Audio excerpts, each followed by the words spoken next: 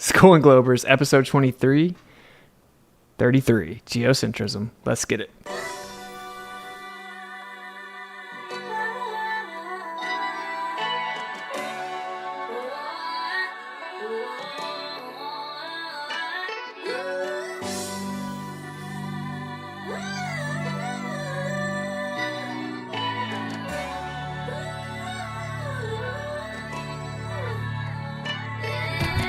Days after days, pseudoscience just a big charade, making theories they just can't explain, on philosophically biased claims.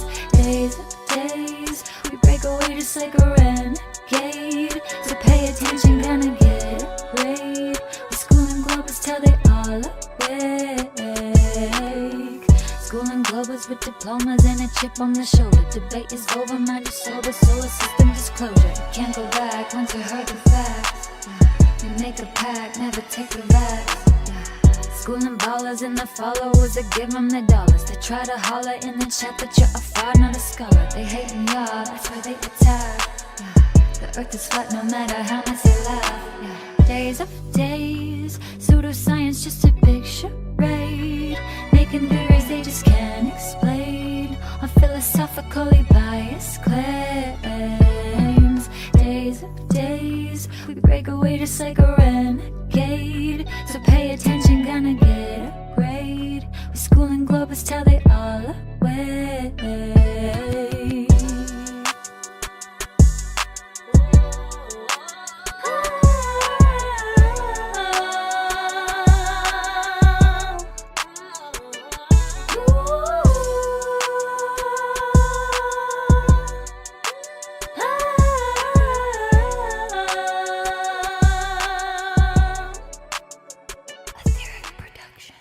Sign up, become a misfit. Those who don't fit, society gives us a skip. We ain't about that mainstream. There what's popular ain't true. What's true ain't popular. Flip, misfits in the house. We come through it with some sharp. We cut right through. We don't follow trends. We got our own groove. Breaking the mold, making the move. We ain't about that fake facade and switch. We stand proud in our eye. We see through the tricks and love to defy society standards. We're gonna fly.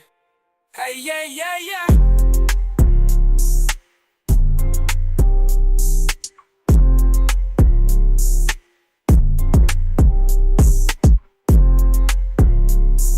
One face of sadness. In a world. All right, welcome to Skull and Globers. It's been a minute. Feels like it's been a super long time, but if you've been keeping up, we've had a lot going on. So, what's up? First, Skull and Globers actually with a new background. Nice. All right, cool. So we're going to cover something kind of meta. I know we may have some people that are kind of new to the channel, and it's geocentrism, and I want to highlight a few things. Typically, the way that people approach this conversation, logically or the lack thereof, really. So, should be a good show.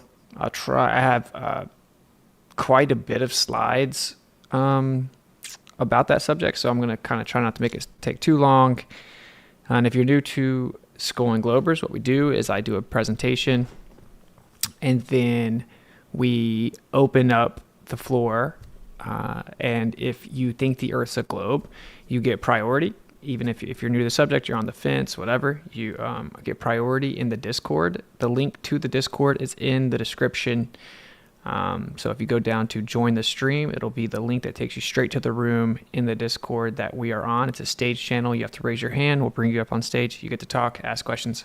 The rule is that you talk about the subject that was covered on that show, not just like, oh yeah, well, how far away is the moon then, stupid flirt, right? So that is kind of how it goes. But before we get started, we have a really dope new song that my boy Stone made and New Perspective wrote the lyrics for, and it's my new favorite jam, and even my daughter thinks it's incredible. She was getting down to this song earlier. So we're going to play that song, and then we'll jump into my PowerPoint. You may hear the song more than once tonight because I think it's awesome. So yeah, cool. We're going to start off with that song, and let me pull it up. All right. Check it out.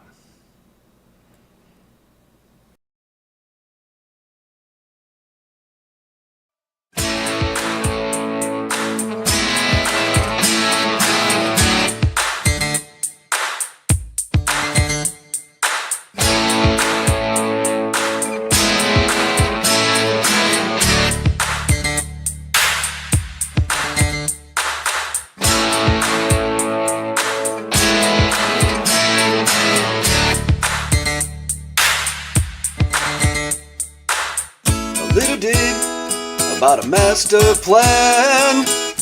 Gonna make a geoid out of this flat land.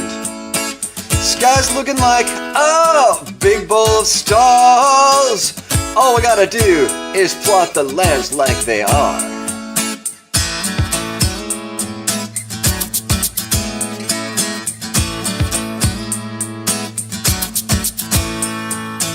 Sucks that it's a plane, and this won't be a breeze. Have to make a curvy map made to match what we see. Someone says since we're lying, we'll just use gravity. We'll deflect the vertical and adjust as we please. Saying, oh yeah, we'll have lights and longs lined up to the sky so you can't prove it wrong. Saying, oh yeah, we'll plot those lights and longs long after the shales and globe is all gone.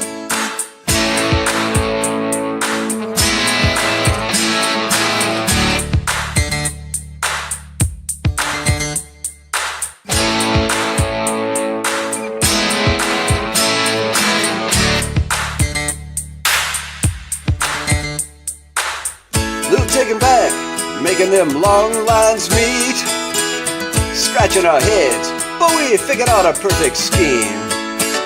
Well, whenever there's a place that has to curve like we need, and the royals paid to make this geoid a thing, so we'll say, oh yeah, we'll have lights and longs lined up to the sky, so you can't prove it wrong. Saying, oh yeah, we'll plot those lights and longs long after the shales and globe is all gone.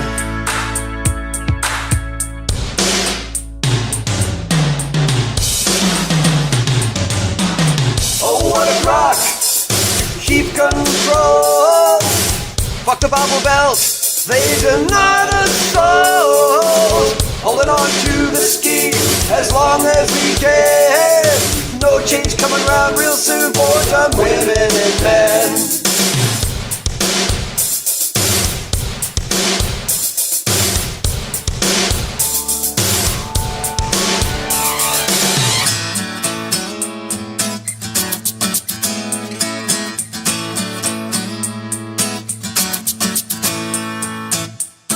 Oh yeah, we'll have lights and longs lined up to the sky so you can't prove it wrong. Saying, oh yeah, we'll plot these lights and longs long after the shales and globe is all gone. Plot on. Little did it about a master plan, making sure we keep our rule, make a fool out of man.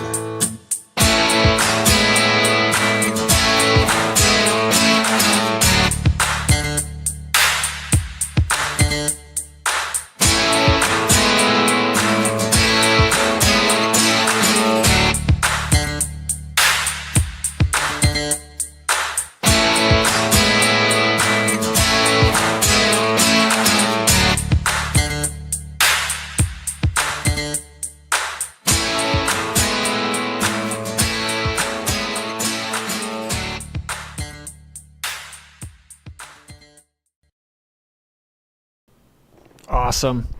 For sure the funniest part is watching like Glober's spiral saying that John would be upset. I think he would be extremely proud that his song now has substance. So shout out to Man of Stone. I dropped his link a couple times, and let me actually pop it up for you guys so you can see him on BitChute. Go show him some love. So here is his channel. Let me find it. Oh.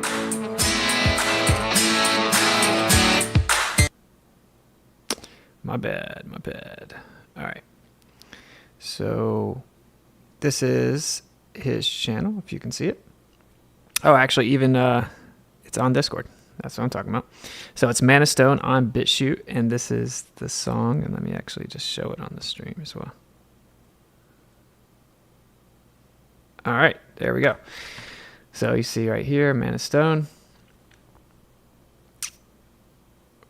And of course, it doesn't fit. But yeah, we'll probably play it a couple times because I think it's hilarious. So anyway, shout out to New Perspective and Man of Stone. And honestly, I really hope that the Globers even just take in the lyrics because it's important. All right. So I think Discord should hear me, and then I'm going to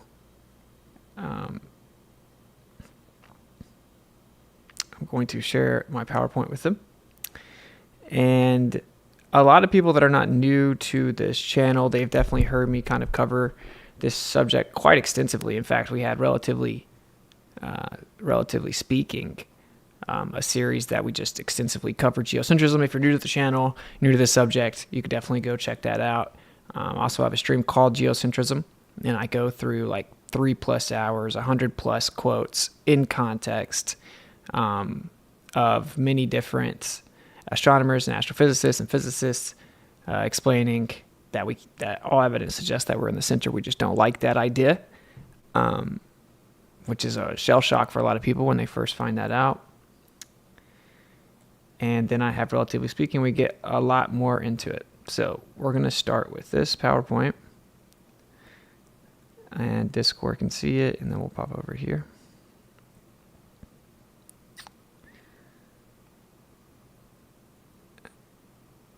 All right. If you want to support the stream or donate to the stream, links in the description. It's also pinned at the top of the YouTube chat. It's ko-fi.com/Witsit, ko-fi.com/Witsit. It'll pop up on the screen as you send it, and then we'll go through it and periodically check them and read them.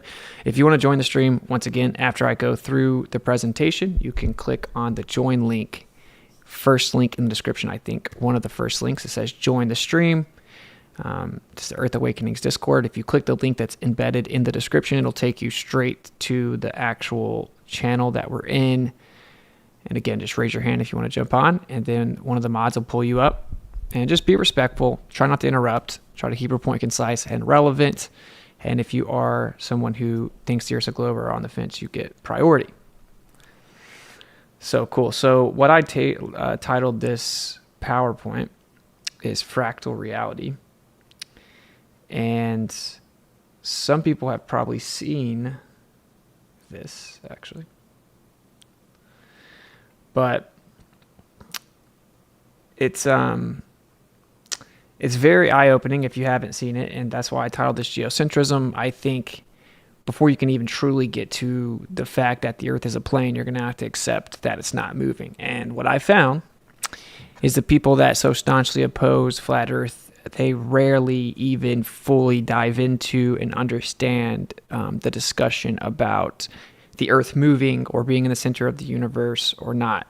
And I think if you can't get past that, you're going to have a bit of trouble grasping or accepting the rest of it. So we're going to get into that right now.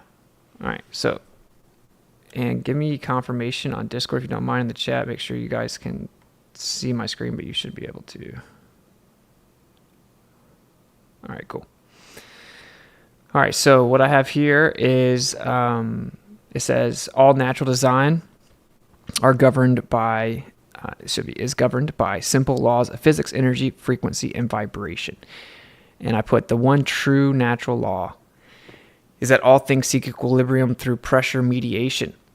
And if you're not familiar with the phrase, it may sound complex. It's not. It's very simple, right? So like when you have a soda, you open it up and it makes a little psh sound, like that's pressure mediating, equalizing. right? Because the high pressure that was bottled up inside the can, you've now removed the sill, the containment, and it tries to equalize to the surrounding lower pressure. Same if you have your AC running in the summer and you open your door. And in fact, that's the same thing with what people call, like, say, electrostatic attraction, where positive attracts negative. Really, one system is discharging, the other is charging. So they actually mediate and accelerate towards the location that they can equalize. So heat goes to cold, high pressure goes to low pressure, etc. This is the true natural law that governs all things. And the closest natural law to this would be the second law of thermodynamics, but I think that this is the most accurate summary of all physics. All things seek equilibrium through pressure mediation. Very important to grasp that. That's not really debatable. It's just a fact. Everything is in a process of seeking equilibrium. And that's where you begin to get these patterns, right? Because you have frequency, energy, vibration, and if there's any displacement, things are going to react to it. Pressure is going to mediate, and it gives us these patterns that we see, interestingly, all throughout nature. And I put at all scales. This is a depiction of what people would call an atom. We won't really go down that rabbit hole right now, but of course, atomism is a model. People kind of reify that concept. We use it to count and quantify phenomena, but nevertheless, the phenomena is real. And we see this torus field, sacred geometry, flower of life, golden ratio geometry, this spiral geometry, even on the smallest scale. And so that's when you get into quantum physics. And again, quantum physics is also unified within this geometry. Side note, of course, one of the biggest goals of all of physics, admittedly, is to unify all the scales. And we already have something that unifies all the scales, a couple things. One of which is this geometry, this geometric pattern, and that everything is electric. And so it would be pretty ignorant in the pursuit of unification to ignore those things, I would think. So that's going to become very relevant in a second. Nature shows us this unifying expression all around us. So here it is in nature. Here it is again. This is a Japanese flower with the Fibonacci sequence. It's simply a geometric expression of vibrational displacement and pressure mediation. There is no thing that exists in this material realm that is completely at rest. Everything has at least a vibration, an intrinsic vibration, which is very interesting. And I won't go too deep right now, but really, within the framework of an ether, if anything were to truly attain rest, like an actual state of inertia, like true rest, it would actually revert back into the ether. For it to be here, it must not be truly at rest. Of course, if something is vibrating back and forth, it's not literally at rest. So if we say static electricity, electrostatics, well, static means at rest, not moving, but the actual study of static electricity is like at rest or pretty close or slowly moving. Like that's how we actually apply it. And when something's at rest, well, there's a vibration within it. So pretty redundant. Make sure you get the idea. Here is just some more depictions for you. Obviously, this little cartoon globe here is not real, but we see this pattern all throughout everything. And I'm talking like everything we see in the sky. I'm talking about all throughout nature, and we see it all throughout the quantum scale. So we see this with the field that the body emits. So one would logically think this is very important. We see this with what people call binary star systems, but we see this with the stars and how they interact with each other. We see this with what people call galaxies. We see this with many, many things. This is obviously the theory of everything. This unifying geometric expression has to be at the top of our list if we're going to understand this world. And it's going to become very fascinating to you that this has been neglected, and we need to figure out why, right? We need to Sherlock Holmes this and figure out why in the world would this happen. So even the water cycle on the Earth effectively runs through this same type of cycle as with the torus field. So it's just come in and out, in and out. Shout out to my boy Shane, Anti-Disinformation, the true ADL. You can go to adl.place to check out his stuff, but he recently has been covering tides a lot, and it looks like basically tides are a very intricate water filtration system that exists on the Earth. And of course, ancient texts say that there's water beneath us, water above us, water all around us. Very interesting. Nevertheless, we know there's a water cycle, and it is basically just, spiraling around in this little torus field. And again, our own body has an electromagnetic field, a magnetic field. And we won't get into all the specifics of that. We'll have more technical terms or technical streams in the future, but really you can't have one without the other. You have the dielectric and the magnetic, and they are joined at the hip. So the term electromagnetic is rarely understood properly in modern physics. So you see that even your body has this. And actually, what's very interesting, side note, you can look at the Heart Institute's work. They've shown that when you show emotions like fear, this field actually gets weaker. But whenever you're showing love, for example, it gets much stronger. That's quite fascinating. And your heart operates this way, and your entire body creates one of these. So this is a bit of a more technical slide, but analogous ideas of harmonic oscillators. And so we have a toroidal vortex flow. If you look at the image, obviously the visualization helps you grasp this, right? So it's just geometry, and you basically have a donut. So we have been discussing the idea of harmonic oscillators at each point in space. These points in space are not things yet. We refer to them as ether units. This is someone else's model. They are vortex flows made of fluid-like ether that result from the oscillation of polarity. Honestly, we're not even going to get all the way into this. This is more higher level, and we're going to stick to the subject. So important to understand, though, there's a conjugate geometry. So if you look at the top here, you'll see that you have basically an hourglass, so a hyperboloid, and then you have the donut, a toroid. And so, of course, the hourglass fits right within the donut, the torus field, right? So this is what you call conjugate geometry, right? They're joined at the hip, two sides of one coin, inverse, right? So the reciprocation even. So it's conjugate geometry. And that's how you understand this expression, this geometric expression that we see all throughout nature. You know that there's these two different geometries. And this geometry on the left here, this hourglass, is actually, it has a motion that's going in towards the center. So that would be centripetal towards the center, right? So it's actually converging at the center. And then you have the inverse motion with the torus field, which is actually diverging out from the center. So that would be centrifugal out from center. And so you have a conjugate geometric expression of centrifugal divergence and centripetal convergence. That would be what to write down for notes, basically. But you'll hear people say it's word salad. We just explained it in very simple terms. You don't even need to fully grasp that yet to get what this stream's about. These are the actual building blocks of nature. And I put vibrational geometry. And if you look at this, you'll see it has the seed of life and then rotated 2 times, rotated 8 times. And then a 3D model shows the internal vortex and torus field here. And you've seen this depiction here. You see it everywhere, right? And you're about to be amazed at where all you see it. So this is basically, it's about the amount of rotations within that vibrational geometric expression. And so you could have multiple different paths within this same geometry dependent upon its interaction with the field, its location, the proximity to the center, etc. So this is basically where you start to get the flower of life. You just start to loop it, okay? So most people are familiar with this geometry even intuitively. Interesting enough, when we apply vibration to water, it produces this wide range of geometric patterns observed throughout nature. And if you look closely, you'll see all these different geometric patterns. Also, what you can do, of course, you can put sand on a table and you can turn on some music, and the speaker, whatever vibration comes from the speaker, will actually displace the sand and it will begin to make these geometric patterns. It's very fascinating. And that's what vibration. It's a vibration of the medium. That's what sound is. So the air is vibrating, and that's giving us sound because it's a waving motion of the air. That's all sound is. Sound doesn't travel. It's not this independent thing. The air is already there, right? What we call travel of sound is actually just a perturbation of the medium. So it's a vibrational displacement or disturbance.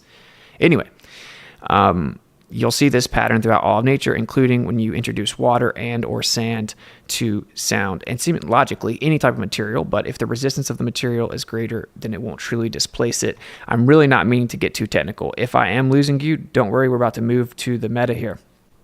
I'm here at piano notes. So here's Walter Russell.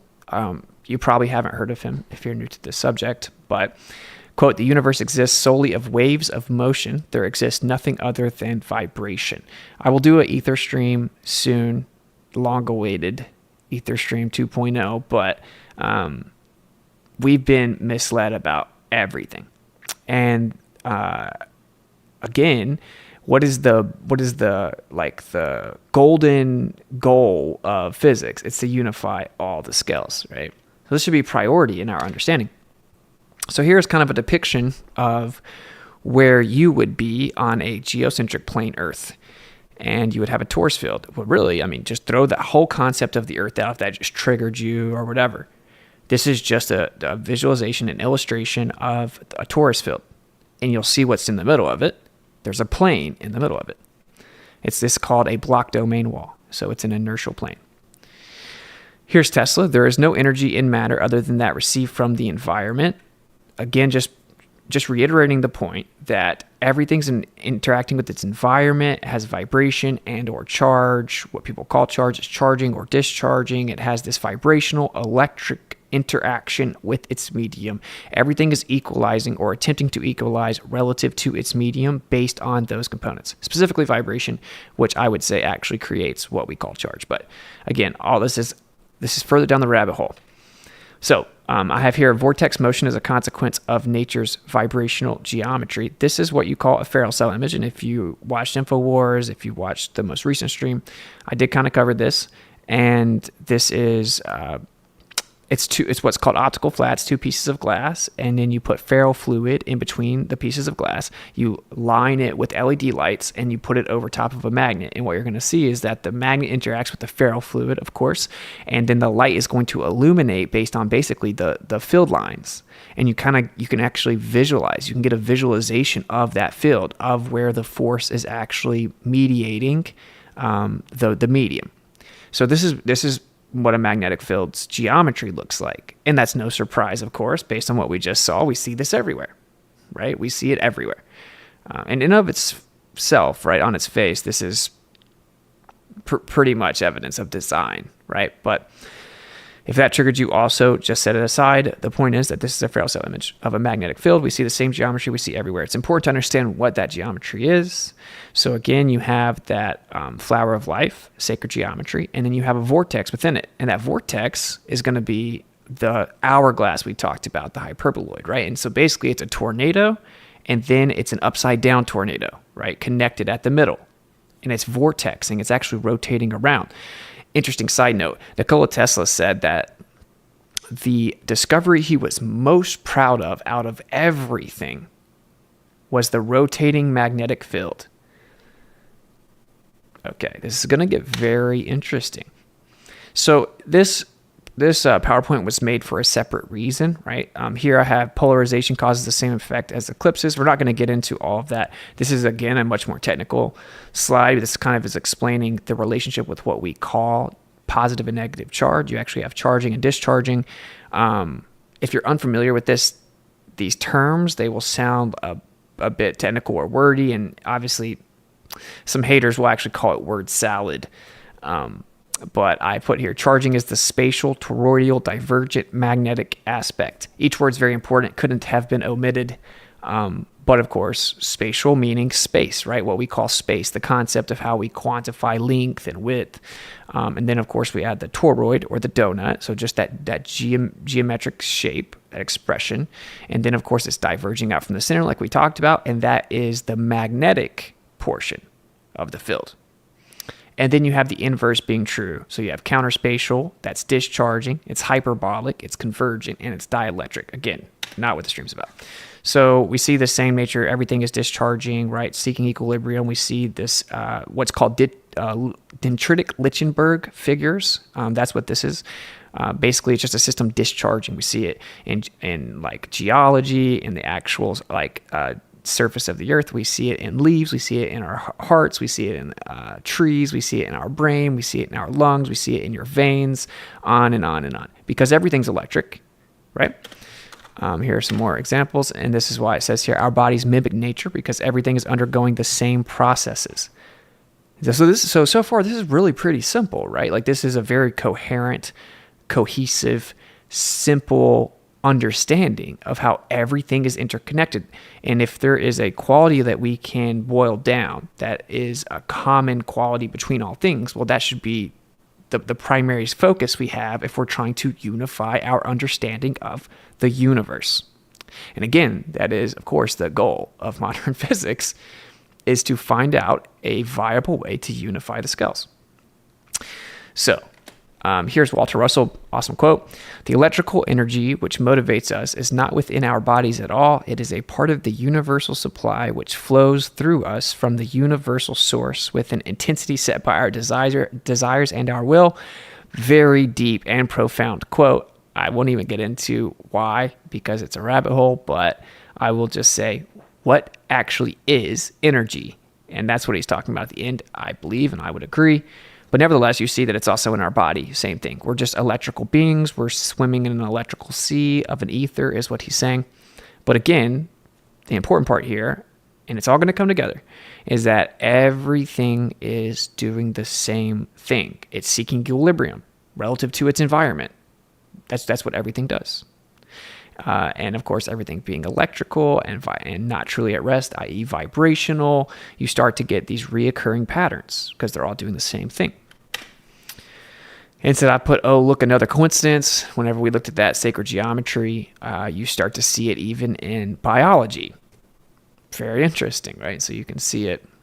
And what people call cells won't fall down the rabbit hole of how much of that is a model, but still, under a microscope, you see these same patterns within the human body. Probably not a coincidence, right? So everything's interconnected. We are electrical creatures floating in the electric sea of this electric universe. Here is a visualization, once again, of a magnetic field with the ferrocell cell. And I'll just go ahead and spoiler alert. I would say that's would be what an orthographic or outside view of the Earth would look like.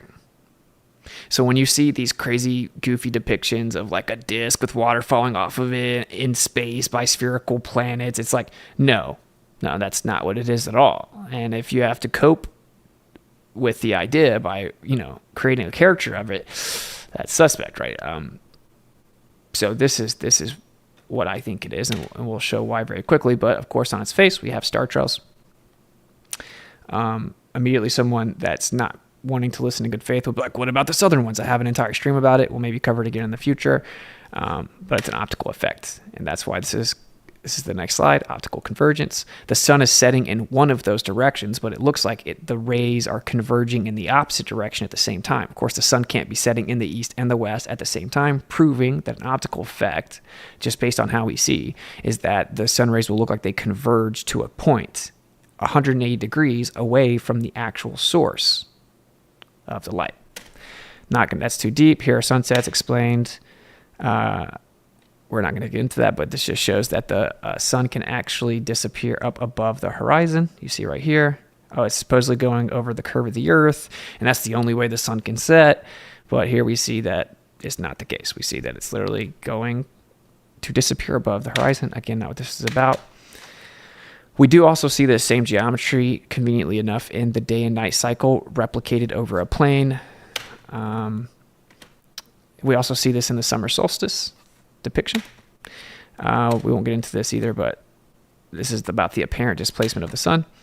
This is actually a pinhole camera long exposure over the course of a year of the sun, and that's what the picture looks like. It's pretty fascinating. On the bottom is a computer rendered all the data of longitudinal measurements of the sun. So all along a single longitude, they took measurements of the sun.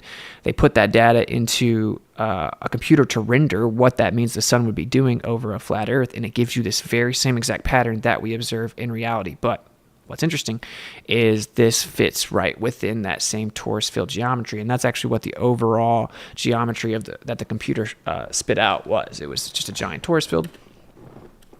We see the same type of geometric pattern, even looking at eclipses. Here's a Fractal image side by side. Okay, here's the path of the moon over a plane.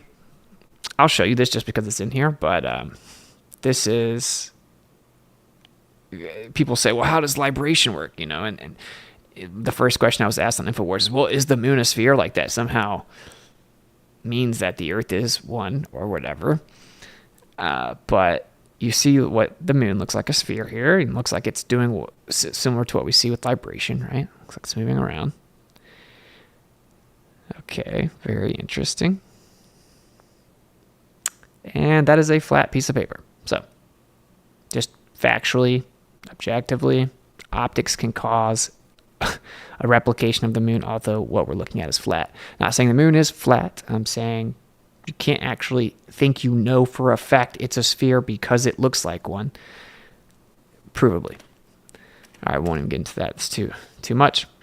So here is, again, another visualization or illustration of a torus field. And you would have the plane Earth there on that green line, right?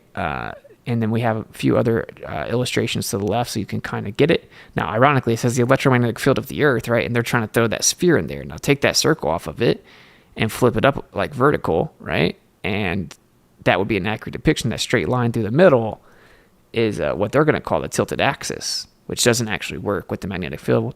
But anyway. So here's where I cover, this is the mainstream claims of the globe, right?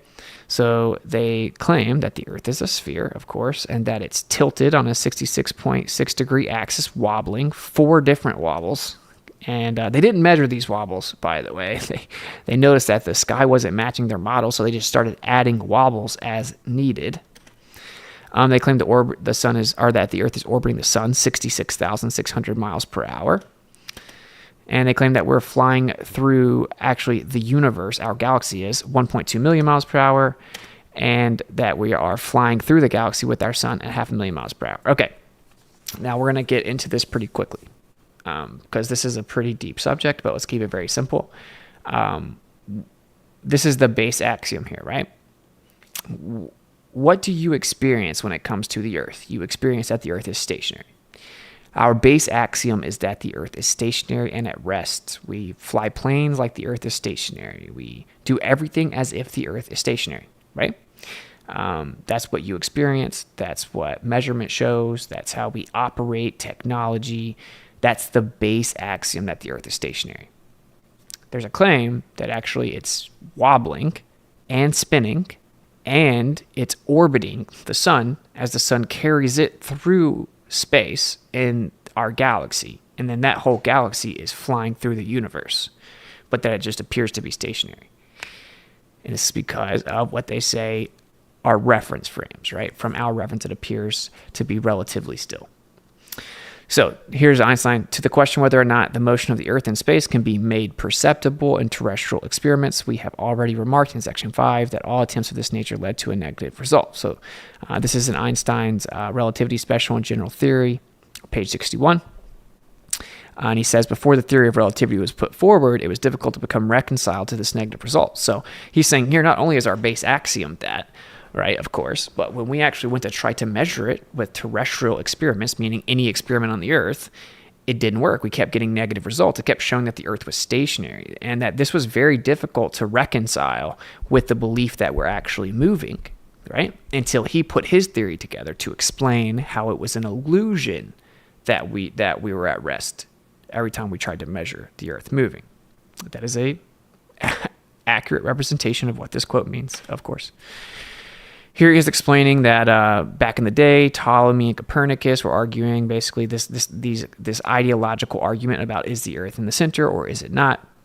And of course, back in the day, they thought the sun was the center of the entire universe and that the Earth moved around it. He said that the violent struggle of them arguing back in the day turns out it's quite meaningless because either coordinate system can be used with equal justification. The two sentences, the sun is at rest and the Earth moves, or the sun moves and the Earth is at rest, would simply mean two different conventions concerning two different coordinate systems. Now, this is just about like a coordinate system that you use to map out the sky. So it's like we see the sun move. Okay, you can say, okay, we see the sun move through the sky because the sun is moving through the sky. Or you can say, actually, we're moving, causing the sun to look like it's moving. We just can't tell we're moving, and the sun's actually at rest but looks like it's moving. You can map it out either way equally. That's true. You can use kinematics, geometry, math to map it out either way. Sure, that's all he's saying here, which is obvious. Here is another one. He talks about the Michelson-Morley, how they tried to measure the Earth moving, and it was a null result, which shocked all of the physicists. And he said since that's actually what led him to try to come up with relativity, was the inability to detect the assumed motion of the Earth. And he said since the test, he's come to believe that the motion of the Earth cannot be detected by any optical experiment, meaning using light. And of course, if you don't know, light is the most precise way to measure motion known to man. Nothing else is even close to measuring motion as precisely as light. So, and then he said, although I believe that the Earth is revolving around the sun, there's no optical experiment that's actually going to be able to detect it. That's what I think. This is the stuff that you weren't told. I'm trying to go through it quickly. Okay. This is a whole subject, but we'll quickly explain it. This is Michelson-Morley.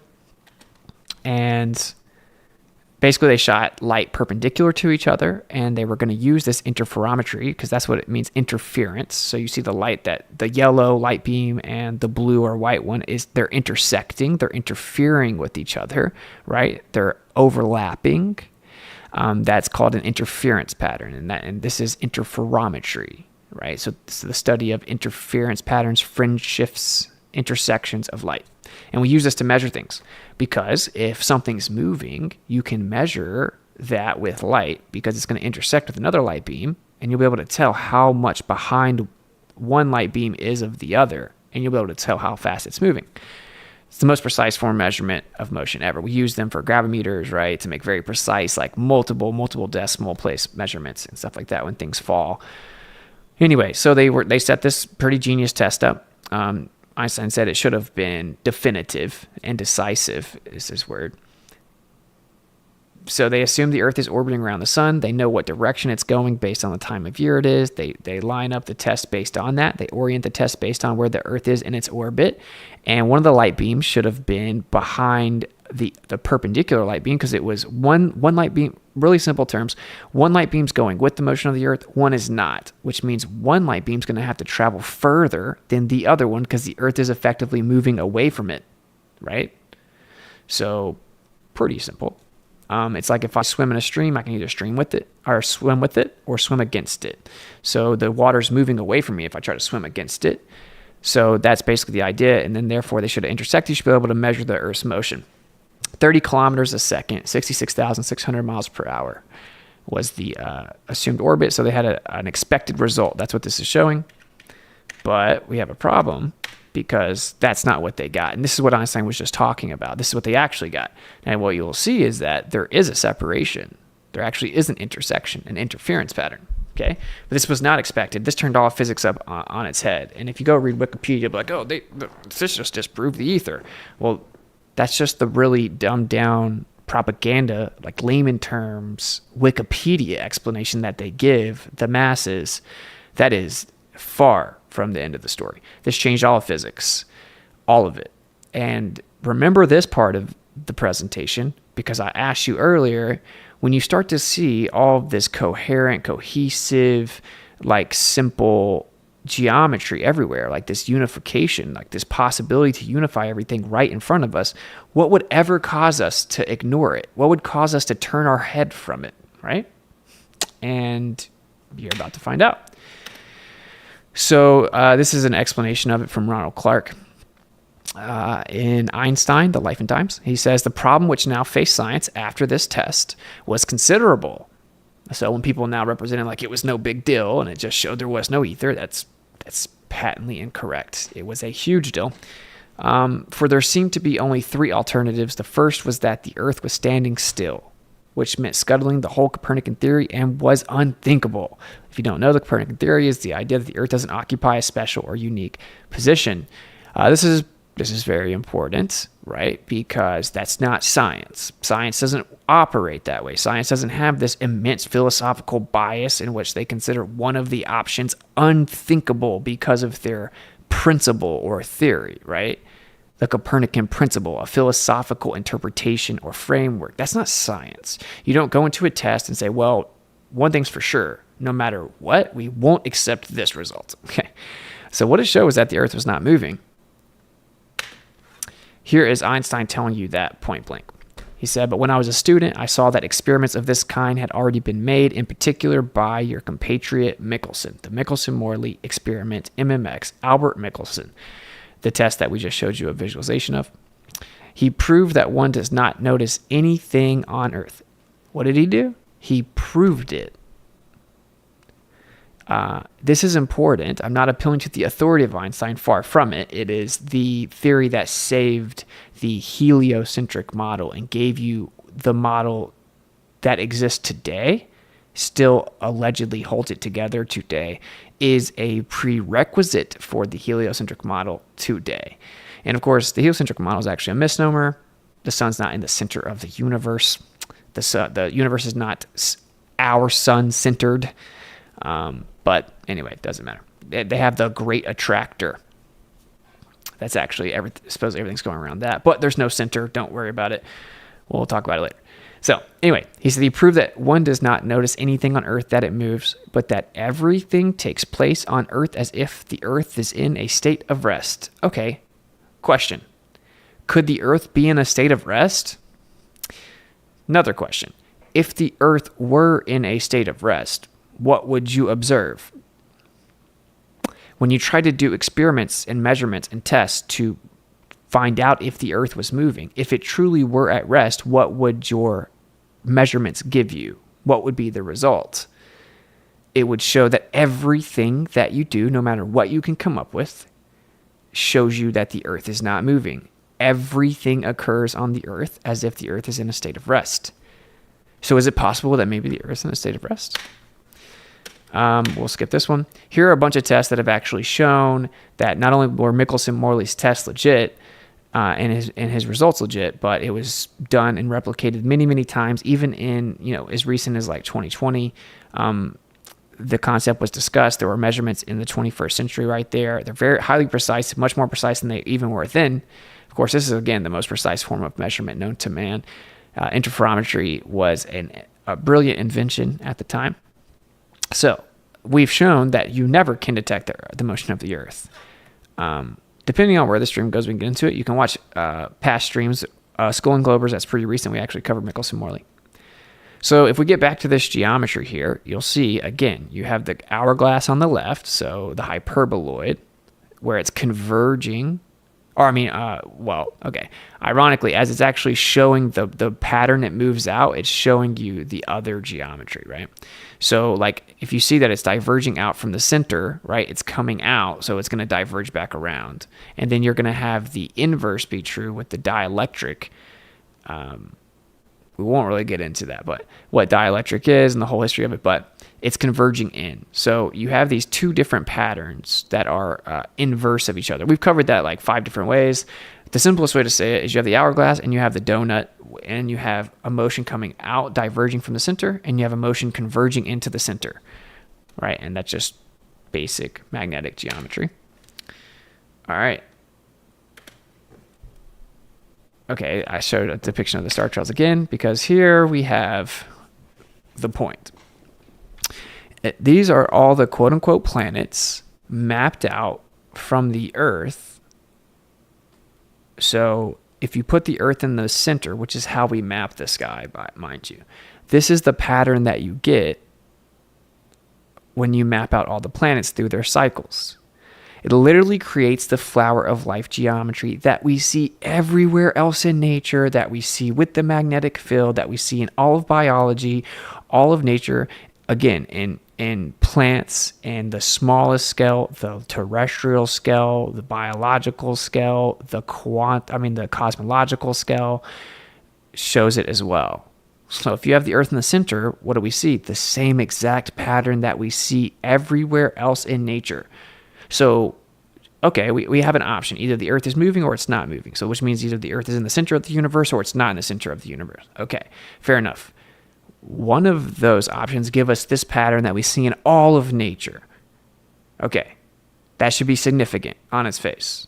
It's got to be an option at least, right? It literally gives us the same geometry we see everywhere. Okay, well then we could just do measurements to figure it out. What did the measurements show? That the Earth is not moving. Over and over and over again. Every measurement ever, to the point now, they say that the theory of relativity's claim via Einstein is everything occurs on the Earth as if the Earth is in a state of rest. You can do no test, no experiment ever on Earth with any form of measurement, including with light, to detect the motion of the Earth. You'll never be able to detect it. It's always going to look like it's stationary. It's always going to look like it's at rest. With all measurements, all empirical observations are going to show you that the Earth is stationary and at rest. And when we look at the sky again and map out the planets, we get the same exact pattern as the Farrell cell image and the rest of geometry. This torus field, the conjugate geometric expression that we discussed, we see the same pattern everywhere. So this should be very significant to you, because what is going on that, again, to reiterate the question, that this isn't considered? Like if we're trying to unify all the scales, and then this is sitting right in front of us, a geometry that's literally seen at all scales on its face, the base observation, how is it not even being considered? How is it 2024 and we have, the quantum scale's different, I promise, it's over there, and the terrestrial scale's different, it's over there, and the cosmological scale is totally different, it's over there. Like, what? But no, we see the same thing everywhere. And when we map out the sky, we see the same thing. So this is very important. A geocentric position gives you the flower of life geometry, the torus field that we see everywhere else in nature. Here's Mars from a geocentric position. You see, once again, it's going to fit right within the torus field geometry. You want to know what the other side's official explanation for this is? It's just a coincidence. Oh, really?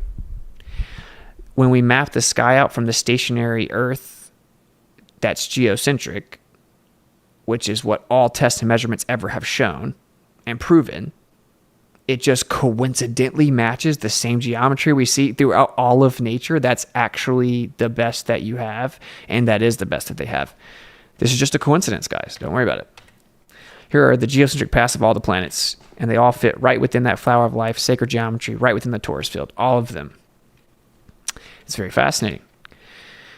Here I showed, and this is where I'm going to try to make my point. I'm going to wing it a bit. And I have my other PowerPoint pulled up. It's 108 slides. It's got all these quotes from various astronomers. We're not going to pull that up and go through it right now, but it'll periodically come up, or maybe we'll show them or discuss them. What we typically find, certainly with this subject specifically, is people are very afraid to come on to the mic and actually discuss it. It's much easier to just call names or whatever in the chat. But I'm not reading the chat right now, but I encourage everyone in the chat, don't give in to any of that, kind of like vampire, suck your energy, toxic, hate on you nonsense. None of that means anything. Right? But I encourage people to come on here and discuss it, even if you're new to it, have genuine questions, whatever. So this is pretty interesting. I'm going to take this to lead me into my point. So you see here it says, Dead Star's magnetic field tricked astronomers into thinking it was heading our way. What does that mean? Okay, well, it had what's called blue shift. So you have light and you have a spectrum of light, right? And towards one end of the spectrum, you have red, and towards the other end, you have blue. And so the theory is that if something's moving away from you, that light will actually move towards the red end of the spectrum. And if something's coming towards you, it will move towards the blue end of the spectrum, similar to the Doppler shift. And the analogy, which is of sound and not entirely analogous, is if the ambulance is coming towards you, the sound changes until it keeps changing until it gets right in front of you. It sounds a certain way. Then as it goes away from you, it sounds different. So they looked out, they saw the star, it had blue shift. Well, within their model, they claim that means that something's coming towards you, right? Because red shift means something's going away from you. And we're about to cover why they had to say that. But then they discovered, and really the reason it's in here is admitted, that the magnetic field of the star is what created the blue shift. So they've now admitted in mainstream astronomy that the magnetic field of what a star can create blue shift. Very important, and we're about to get into why. But just in case you don't know, and this is kind of just supporting that. This is from my boy Alan from Space Audits presentation, so shout out to him. Follow him on YouTube, Space Audits. This is kind of explaining it via Ken Willer, but the point is that, I'm going to say this really quickly. Back in the day, they said, okay, the Earth is moving around the sun, blah, blah, blah. And then they did the test. It didn't work. So did they accept the test? Right? No, it was unthinkable, remember? And they brought Einstein in, and they said that actually the measurement apparatus for a layman term analogy would be, there was a ruler is 12 inches. When you try to take the ruler out to measure how far something went, what you didn't know was that the ruler actually shrank while you were going to measure it, but because it was moving, so it actually shrank. But if you go look at the ruler, it's still going to look like 12 inches. Like, it's going to look identical. It's going to look like it didn't shrink. It didn't get shorter. It didn't contract. But I promise, really, it did get shorter, right, in relation to the frame you're trying to measure, to keep it simple. And at the same time that ruler contracted, but you couldn't tell, and it looked like it was the same length, time slowed down. So if you were trying to see if something was moving, right, and how fast it was moving, well, speed equals distance over time. So if you went to go use the changes in distance and time to find out if something's moving or how fast it's moving, unfortunately, that distance shortened and the time slowed down. And it did so in such a way, it's going to make it look like the object's not moving. And that's the official explanation for the Earth. Einstein said, oh, well, there's length contraction and time dilation, right? And so time slows down and distances contract when we're trying to measure our motion in relation to the sun. And if you were on the sun, then if you would actually see that the measuring apparatus would have contracted, and time will slow down in relation to those reference frames, blah, blah, blah. So basically, the distance shortened and time slowed down to create the illusion that the Earth was not stationary. I promise. It just so happened to do it just the right amount to make it look like the Earth's not moving. And to quote it directly, just the sufficient amount to compensate for the missing time difference. Okay, insane claim. Makes it unfalsifiable. If you can just say that time slows down and distances change and shorten, but you can't tell, then you can. How do you falsify that? You can't prove that, so you can't falsify it. It's absurd. Okay, it's important to know that that's where it started. Then you get over here to like the 1920s. And that flipped all of physics on its head, by the way. They had to get rid of ether, all of electrical field theory, like the current understanding of all electrical field theory. It was just a disaster. And that is why they can't accept what I just showed you earlier with all of this geometric synchronicity at all scales, and understand that it's all related, because in order to really integrate that geometric synchronicity, what did we see? The Earth being in the center is what gives you that cosmological synchronicity, that geometry that they say is just a coincidence. Well, they can't have that, so now they can't have anything. And they had to absorb relativity, and then that's kind of just dunked all over quantum. But I'll keep it more directly on the point. That changed all of physics. Then you get to 1925-ish. They started looking out further in space. They got these really big telescopes, and they were expecting to see things moving every direction, because the Earth was just this tiny speck of dust tucked away in the corner of the universe, and it's just flying around the sun, and that's flying through space, and everything else is so much bigger than the Earth and where we are, and everything else is moving, that you're going to see things moving everywhere, every which way, when we can see out past our galaxy or see out further, right? And when they did see out way further, they saw, wait a minute, no, everything that exists is moving in relation to the Earth. Everything. And this was not expected at all. So let's go to Einstein. Geocentric model. What does it predict? That when you try to measure the motion of the Earth, since it's at rest, you're going to get a null result. You're not going to be able to detect the measurement or detect the motion of the Earth because it's not moving. What did we get? We got a result that showed the Earth wasn't moving. Matches the geocentric position. What was the heliocentric model's prediction? That you will be able to detect its motion. It's going 30 kilometers a second.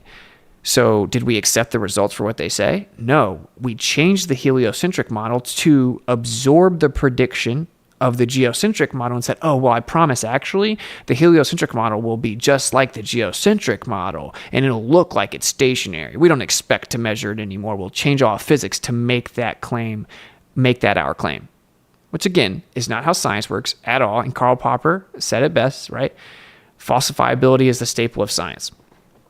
So then we're going to get to Edwin Hubble. Geocentric model. What does it predict? That no matter how far out in space you look, you're going to see that everything moves in relation to the Earth, because the Earth's in the center and the entire universe moves around it.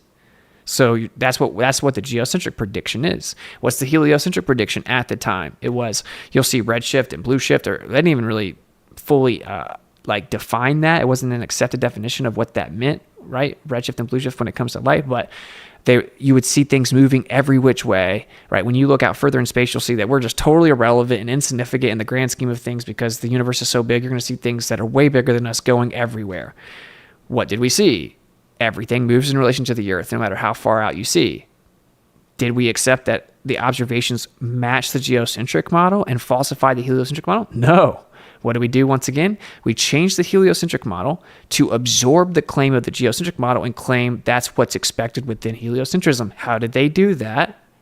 They said, okay, the universe is accelerating and expanding away in all directions, and it creates redshift, right? And that's where you get into the importance of this claim. They've now had to come out and admit that redshift and or blue shift, right, by deduction, can just be caused due to magnetic fields. Okay, so hopefully you followed all that. I know it's a lot, but hopefully it was somewhat digestible. The point is that they had to come up with an idea or a theory as to why everything keeps showing us that we're in the center of the universe. And side note, all of the geometry matches all of the geometry we see in the rest of the universe. So that's just a side note, right? Like they don't even address that. They just say that's a coincidence. Like really think about that. It is so blatantly obvious if you apply pattern recognition and can get out of this spell of like, oh, I want to fit in. Oh, scientism. Okay, so here are all the planets. Here's even the ISS trajectory in the bottom left mapped over a plane. What do you know? Fits right within the same torus field geometry. You got Venus and Mercury blown up a little bigger right there. And again, you have the Fractal image in the middle. So, and I looped it all back here to the one true natural law. All things seek equilibrium through pressure mediation. It's going to give us this geometry. Now, I normally create slides with specific questions, and I'll just kind of ask them as people come up, but this is what I want you to think about, right? So we're going to compare the idea that the Earth is stationary and the universe is geocentric to the idea that the Earth is moving and it's flying through space. We just compare a lot of it. The evidence is overwhelmingly in one direction, and that's just a fact. It's just objective. So much so that the claim we're moving had to just constantly move the goalpost and change its claim to match the geocentric model over and over and over and over. Reoccurring theme there. I wonder if there's a reason that keeps happening. Of course, in real science, you would immediately accept that one theory has been falsified and the other theory's predictions are consistently being matched. But not when you have a philosophy that prefers the Earth not be special in its position, called the Copernican principle. Now, and I'll thank you for the donations. I'll check them out here in a second. And again, reminder, if you want to jump on the stream, link in the description to jump in the Discord. And then once I open it up here in just a second, you can raise your hand and pop up on stage. All right, here's what I want you to really think about. This is like the meta of the whole thing. This is going to tie into what is going on currently. So we're going to compare the idea that the Earth is in the center and not moving, a geocentric universe, so a geocentric model, or that the Earth is flying through space, and there's a heliocentric model, we go around the sun, that flies through space, and the Earth is this tiny speck of dust. It's not really, it doesn't have a special position because, it's just tiny in this huge, random, vast universe. Okay. So like I said, the one prediction was when you look out, if the Earth is in the middle of the universe, you're going to see that everything moves in relation to the universe because the whole universe is rotating around the Earth. What did we see? We saw that very thing, right? What did they say? They said, oh, no, actually, the universe is accelerating and expanding away from every point, similar to an ant on a balloon that's blowing up, right? The ant's going to look around and not really know where he is. You put a raisin in a loaf of bread, same thing. If every point is accelerating and expanding away from every other point, then you'll never really know where the center is. They actually claim that there is no center. Then they turn around and claim that there was a singularity where everything started and expanded from, but there is no center, whatever that means. Okay. But this is the important part. Well, if you're actually going to say that the whole universe is expanding and accelerating faster than the speed of light, mind you, it's obviously there's going to have to be some type of energy or force that's making it do that, right? Like the universe itself is expanding in all directions super fast. Well, there has to be some energy to do that. They can't find any such energy. No such energy exists. It isn't a real thing. It's literally just a requirement. If my theory is true, it must exist. Same with the current interpretations of gravity. If the Earth's a sphere, gravity as must exist, right? As is defined. So that's where you get dark energy. And dark meaning that we don't know what it is. We can't see it. We can't find it. It doesn't interact with light, right? We can't even see it, can't observe it, can't define it. No one has any idea what it is. But we just know something like that has to be there. So we'll just assume it's there. It's called dark energy. Why do you need dark energy? To explain why it looks like the Earth is in the center of the universe, but it's really an illusion because everything's accelerating, expanding away from the Earth, creating this massive illusion. We get a lot of illusions, right? Remember, time slows down and distances shorten, lengths get shorter, but you can't tell to make it look like the Earth is not moving and it's in the center of the universe. Now the whole universe is accelerating and expanding in all directions to make it look like the Earth's in the center of the universe, to create that illusion. And there's some energy that can't be found or defined that's causing it to do it. Trust me, bro. Okay, that's dark energy. Then we'll get into the next point. I'm trying to wrap this up. We get dark matter. So what is relativity? Well, you got special relativity that tries to explain all that away. And then you have built off of that general relativity, which actually ironically contradict themselves, but we won't even get into that. So general relativity is gravity, right? And so they'll tell you, oh, it's mass attracting mass. It's the force that pulls things to the ground. People will just drop something and be like, haha, gravity, right? That is not what it is anymore. Okay, that's mass attracting mass, Newtonian gravity, and that's long outdated. It was definitively disproven with Michelson-Morley. It can't be the case. We won't get into that. I have past streams on it, though. Past Golden Globers maybe four or five ago. Okay, so they're assuming this relativity, gravity. They look out in the sky. They're assuming there's dark energy expanding everything. Trust me, bro, just an illusion. Then they say, okay, what does gravity say? A certain amount of mass, certain amount of gravity, right? It's based on mass. It's proportionate to mass. Okay, they look out. They see a certain amount of mass, and then they see way too much gravity consistently. Over and over. The first time this was really seen was in 1933. Fritz Zwicky observed that the Coma cluster, so it's just a cluster of galaxies, so what they call galaxies all clustered up, the force needed, the gravitational force, that's not a force but can be thought of like a force, the gravitational force needed to keep all those galaxies together without escaping the cluster has to be really strong, right? Or they would get away. The cluster only had 1% of the mass it needed to have a strong enough gravitational force to keep it there, to keep all the galaxies there. 1%.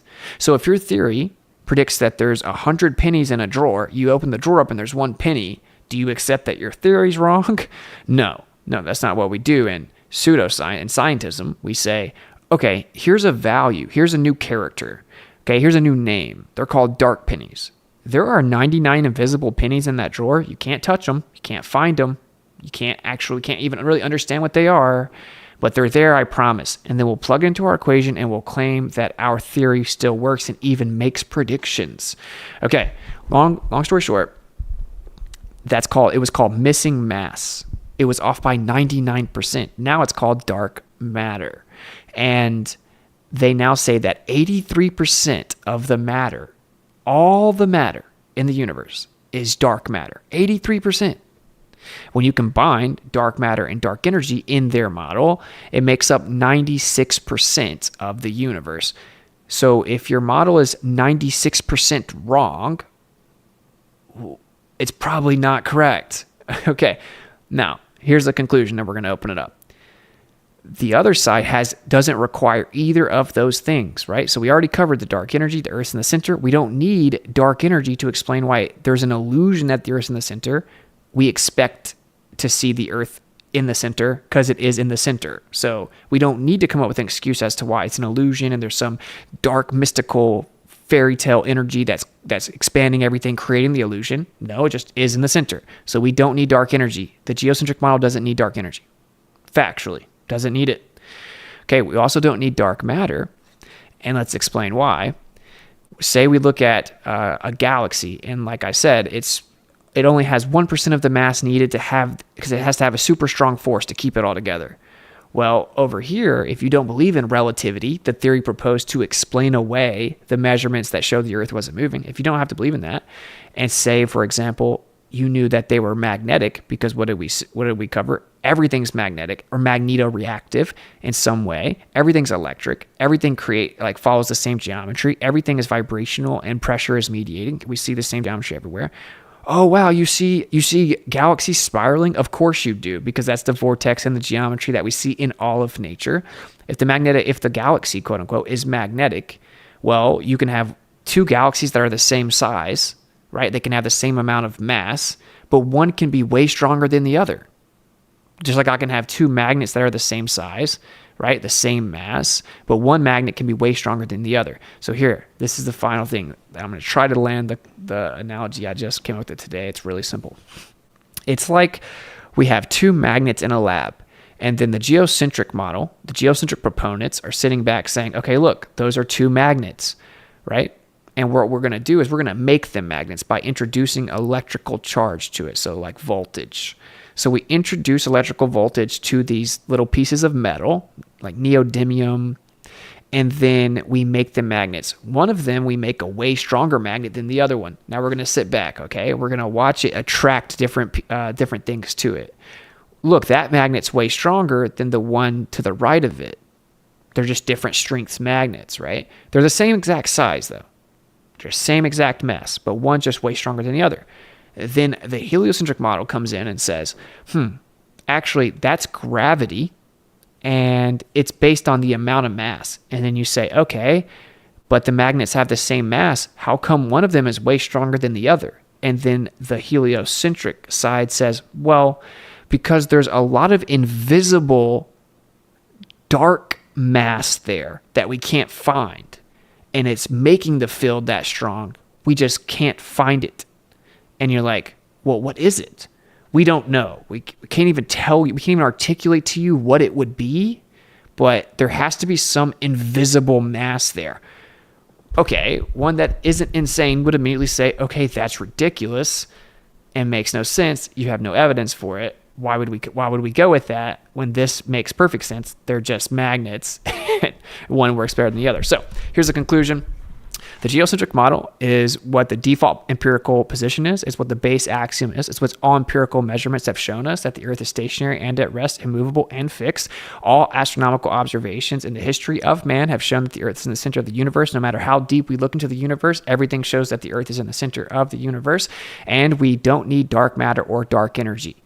So the heliocentric model has to flip everything on its head, say all of that is an illusion. Space and time bend and warp, even though they're concepts, they're actually physical. Time is slowing down, and all the distances are getting shorter to make it look like they're not changing, so that you'll think that the Earth is not moving through space, but I promise that it really is. And there's this dark energy that no one can find. And when we took the energy from the vacuum energy on Earth and tried to apply it to the sky, it was off by 10 to the 120th power. We can't figure it out. Biggest discrepancy ever in any of quote unquote science. But there's dark energy there that's deceiving us, even though we don't know what that is. And there's a lot of dark matter there that's deceiving us. But I promise our gravity is true. It's just we need a bunch of dark matter, and that makes up 96% of our universe. So the question would be, okay, if they're in, I hate to say the first part, right? But if there's a kinematic and dynamic equivalence, and we'll just kind of put that on pause, it doesn't even matter. If one model, right, has a 96% question mark discrepancy that can't be explained to even propose in theory, and the other model, on its face, doesn't have any of that 96% discrepancy, which model is correct? Which model is more viable? Which model has the evidence supported and substantiated? It's that simple. So that's the main question I want to know, right? Like, if the geocentric model doesn't require dark matter and dark energy, which comprise 96% of the current mainstream heliocentric model, wouldn't it be significantly more viable than the heliocentric model? And I really hope that you follow that. One may have the natural inclination to think, I must be wrong about some of this, right? I am not, I assure you, but I encourage you to go research it yourself. Go do diligent research and, ask yourself, if what I'm saying is true right now, what's really going on, right? So, all right, and I think that is the final slide. Yep. And that's the fractal reality, of course, meaning that there's a fractal pattern in all of nature. All right, cool. I am now going to open it up to the Discord. Like I said, links in the description to join the Discord. It'll take you right to the stage. You can just raise your hand. We'll bring you up. And if you disagree or have questions or on the fence, you get priority. And also, link to donate is pinned at the YouTube chat. It's also on screen right there, kofi.com/Witsit, and it's in the description. All right, cool. So what's going on, fellas, on the stage?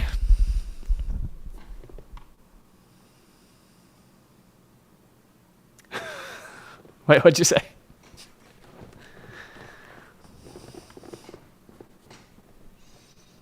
You feeling real centered, bro?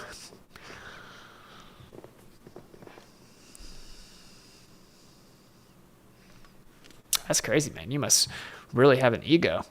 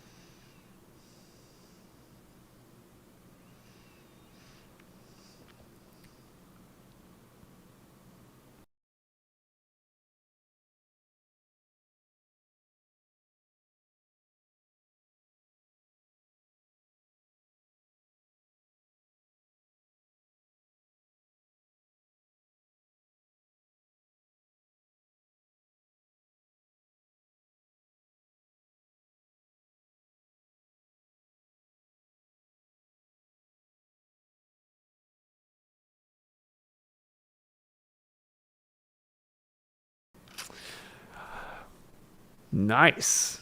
Wait, what? Whoa, wait a minute though, but I was told that the Earth is moving, bro. Like, are you saying that like you don't think the Earth is like rotating once a day, bro? Like everyone knows that it spins once a day, bro.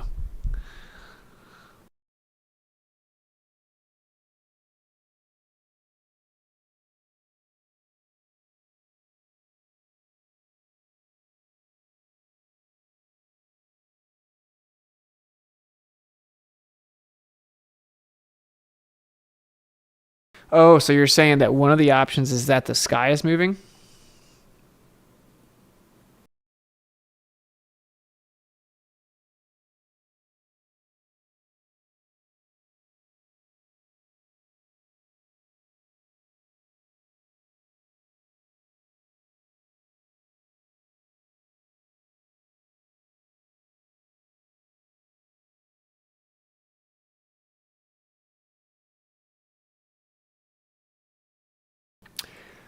Wow. So then our option is kind of the same again. Discord on YouTube. Oh, they they can can't only hear you. Oh, they can hear it now. Thanks. Okay. Yeah, that's my bad. Oh, dang. That sucks. Yeah, that's a bummer. Yeah. Yeah. I can't rewind time, but if only I was Einstein. Yeah. It's up to you, obviously. I'm sorry. I forgot how to unmute Discord. You're good, bro. Yeah. But okay, so I was asking. That's so funny. Sorry to the audience. So basically, he was explaining that there was a test done back in the day with a tube of water. The light came in at a certain angle, and it was supposed to deviate if the Earth is actually moving, and it didn't. And all it did was show that the light just comes in at an angle. It's actually the sky that moves, not the Earth, and that was pretty much a wrap. And then I asked him, wait a minute, I was told that the Earth moves all the time, and he said, well, there is sidereal rotation that has been measured, right? But it comes down to, is it the Earth moving or the sky moving? And I said, oh, wait, you're saying one of the options is that the sky is moving? And he said yes, and in fact, we've done interferometry measurements that have shown that that is the case. And here is what I was about to say, which is, so it kind of comes down to the same thing that the whole presentation came down to, right? So on its face, before you even get into the falsification that it's the Earth with the interferometry measurements themselves, it is either the Earth is spinning or the sky is spinning. And what we observe is that the sky is spinning. So basically, what is true is what we observe, which is the sky spins and rotates. That's really, there's no way that could be true. You're really reaching there. Yeah, it's a pretty big leap of logic, but once you make the commitment, you find it quite comfortable. It's also the only one with proof. The other, various rotation has never ever been measured ever. So yeah, because here's the thing with the relativistic explanation, right? With link contraction and time dilation, those are second order effects that depend on a velocity to exist somewhere that must be measured. You can't just assume that the effects happened because of a velocity that's never been measured, right? That doesn't make any sense. And that's literally what they put forward to explain it. And when you understand how simple that is, it's like, geocentric, taking the geocentric position is really the only tenable option you have. Yo, and like, how crazy is it that over and over and over throughout all of history, literally every single shred of evidence has shown that the Earth doesn't move and is in the center of the universe. And yet, if you say that it's in the center of the universe, you're somehow crazy. That's wild. The axis of evil. Like the universe is a wizard and it just waves its space-time wand to trick you into thinking everything is the opposite of what it really is at all times, around every corner. Well, luckily for us, the universe was nice enough to send a sky prophet to interpret it through mathematical equations so that we could have the understanding to, be expressed in the math. sky prophet. When he wasn't being a psychopath in his personal life, I guess. So yeah, everyone's perfect or whatever. Yeah. Tell me what's up. From the principle, there's a Michio Kaku quote. He says, "If the Earth was really in the center, I would say, hey, God made a mistake." And it's just like such a bizarre quote. And it's, I think, very illustrative of the mindset that they have in mainstream astronomy. Yeah, he also says something to the effect of, first I'd be like, oh my gosh, my entire career has been in vain. And I would go home and be super upset. And then I'd wake up in the morning and I'd be like, well, of course it is in the center. So what is he saying? He's saying, oh, duh, that's what all evidence ever has shown us. I mean, this is just a fact. But this is what I'm saying. They don't, when the principle covers everything or whatever, you know what they don't cover? The geometry of the sky and how it matches the geometry of everything else that exists. How is this ignored? Like, the official explanation is it's just a coincidence. When I say official, there's not even an official explanation, right? It's just ignored.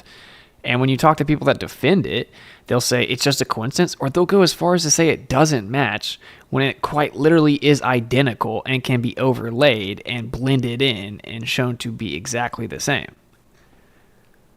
It's a really powerful image, and it's like odd that you haven't seen it before. I feel like at least that was kind of my feeling when I first saw it. And when I've shown it to people, I've seen like jaws kind of drop, and people say, "Where does this come from?" It's like they hit that cognitive dissonance of like this. It's it looks so clearly like something from nature. It matches the geometry we see everywhere, and so when you're faced with that, spot on, showing the way that the celestial bodies move perfectly within that that flower of life pattern. There's, I think, two parts to it, right? Like one, just coming face to face with that, but then also, why was this theory never shared with us? It's kind of sad, really.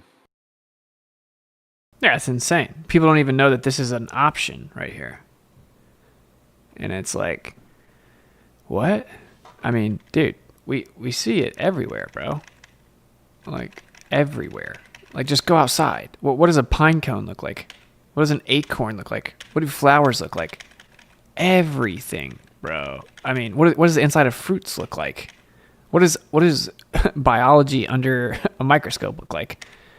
Right? I mean, Everything is showing you this. Look at flowers. That's how they grow, bro. That's literally how they grow. Like, oh, when you add like vibration or music to water, it does the same thing when you do it to any sound. It's called cymatic. So really any material that can be displaced, right? It does it everywhere. Like that's what all the patterns in all of this ancient architecture was. And these ancient civilizations knew it. And here are the different piano notes and the geometries within it that it does. And like over and over and over. That's the geometry of your actual energy field of your body. Right? Like, look, it's right there. It's right there. That's just a flower, bro. No, that isn't some stupid flat earther cherry picking or whatever you want to say. Like, no, that's a flower. That's another flower, right? So it's pretty fascinating. It's definitely pretty fascinating. And I think the part that is so amazing about this is do people realize the implications? All of a sudden, we can unify all scales. Now, all of a sudden, everything fits together coherently and makes sense. I would say that's pretty significant, yeah. Yeah, I know it certainly was for me to even start to conceptualize of it like that.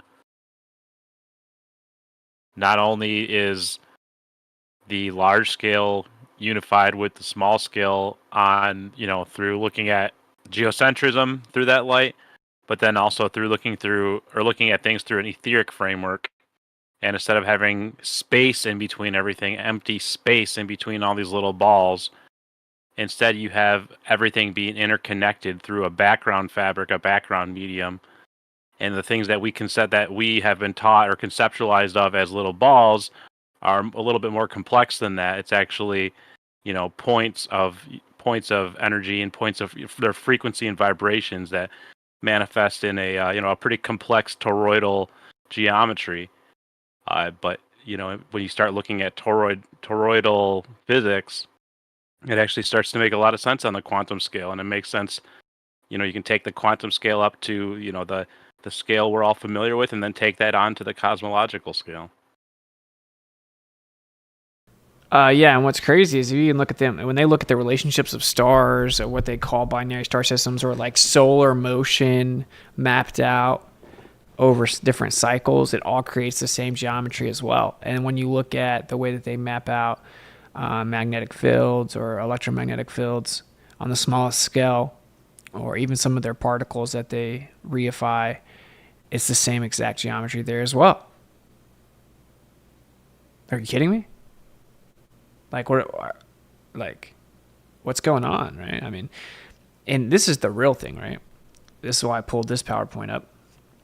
Why were you not told that it's an option? So one may instinctively think, oh, well, sure, that would be cool, and I don't know what the explanation is, and he must be wrong when they say it's just a coincidence.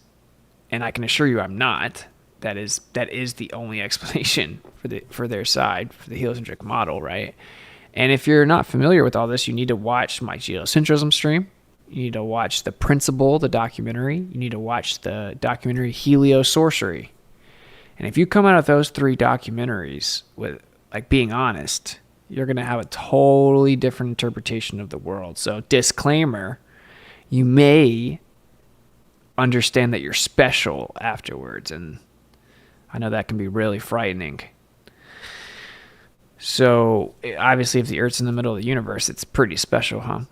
So I guess that's the negative here. I guess one may apply some logic and realize that could mean moral accountability, all right, if there's a designer. But anyway, I want to show you guys real quick, and we're not going to go through all these at all. We're not even going to really read them. I'm just going to summarize them as I go by them. But don't take my word for it. Take all the scientism priests' word for it, right? And so here's George Ellis telling you that you can make a geocentric model where everything's moving around it spherically, and here it would actually be hemispherically in the top of a torus field over a plane. And he said you can't disprove it based on observations that the Earth's in the center. You can only exclude it on philosophical grounds. And then he said, in my opinion, there's nothing wrong with that. I disagree. You're calling it science and you're using philosophy.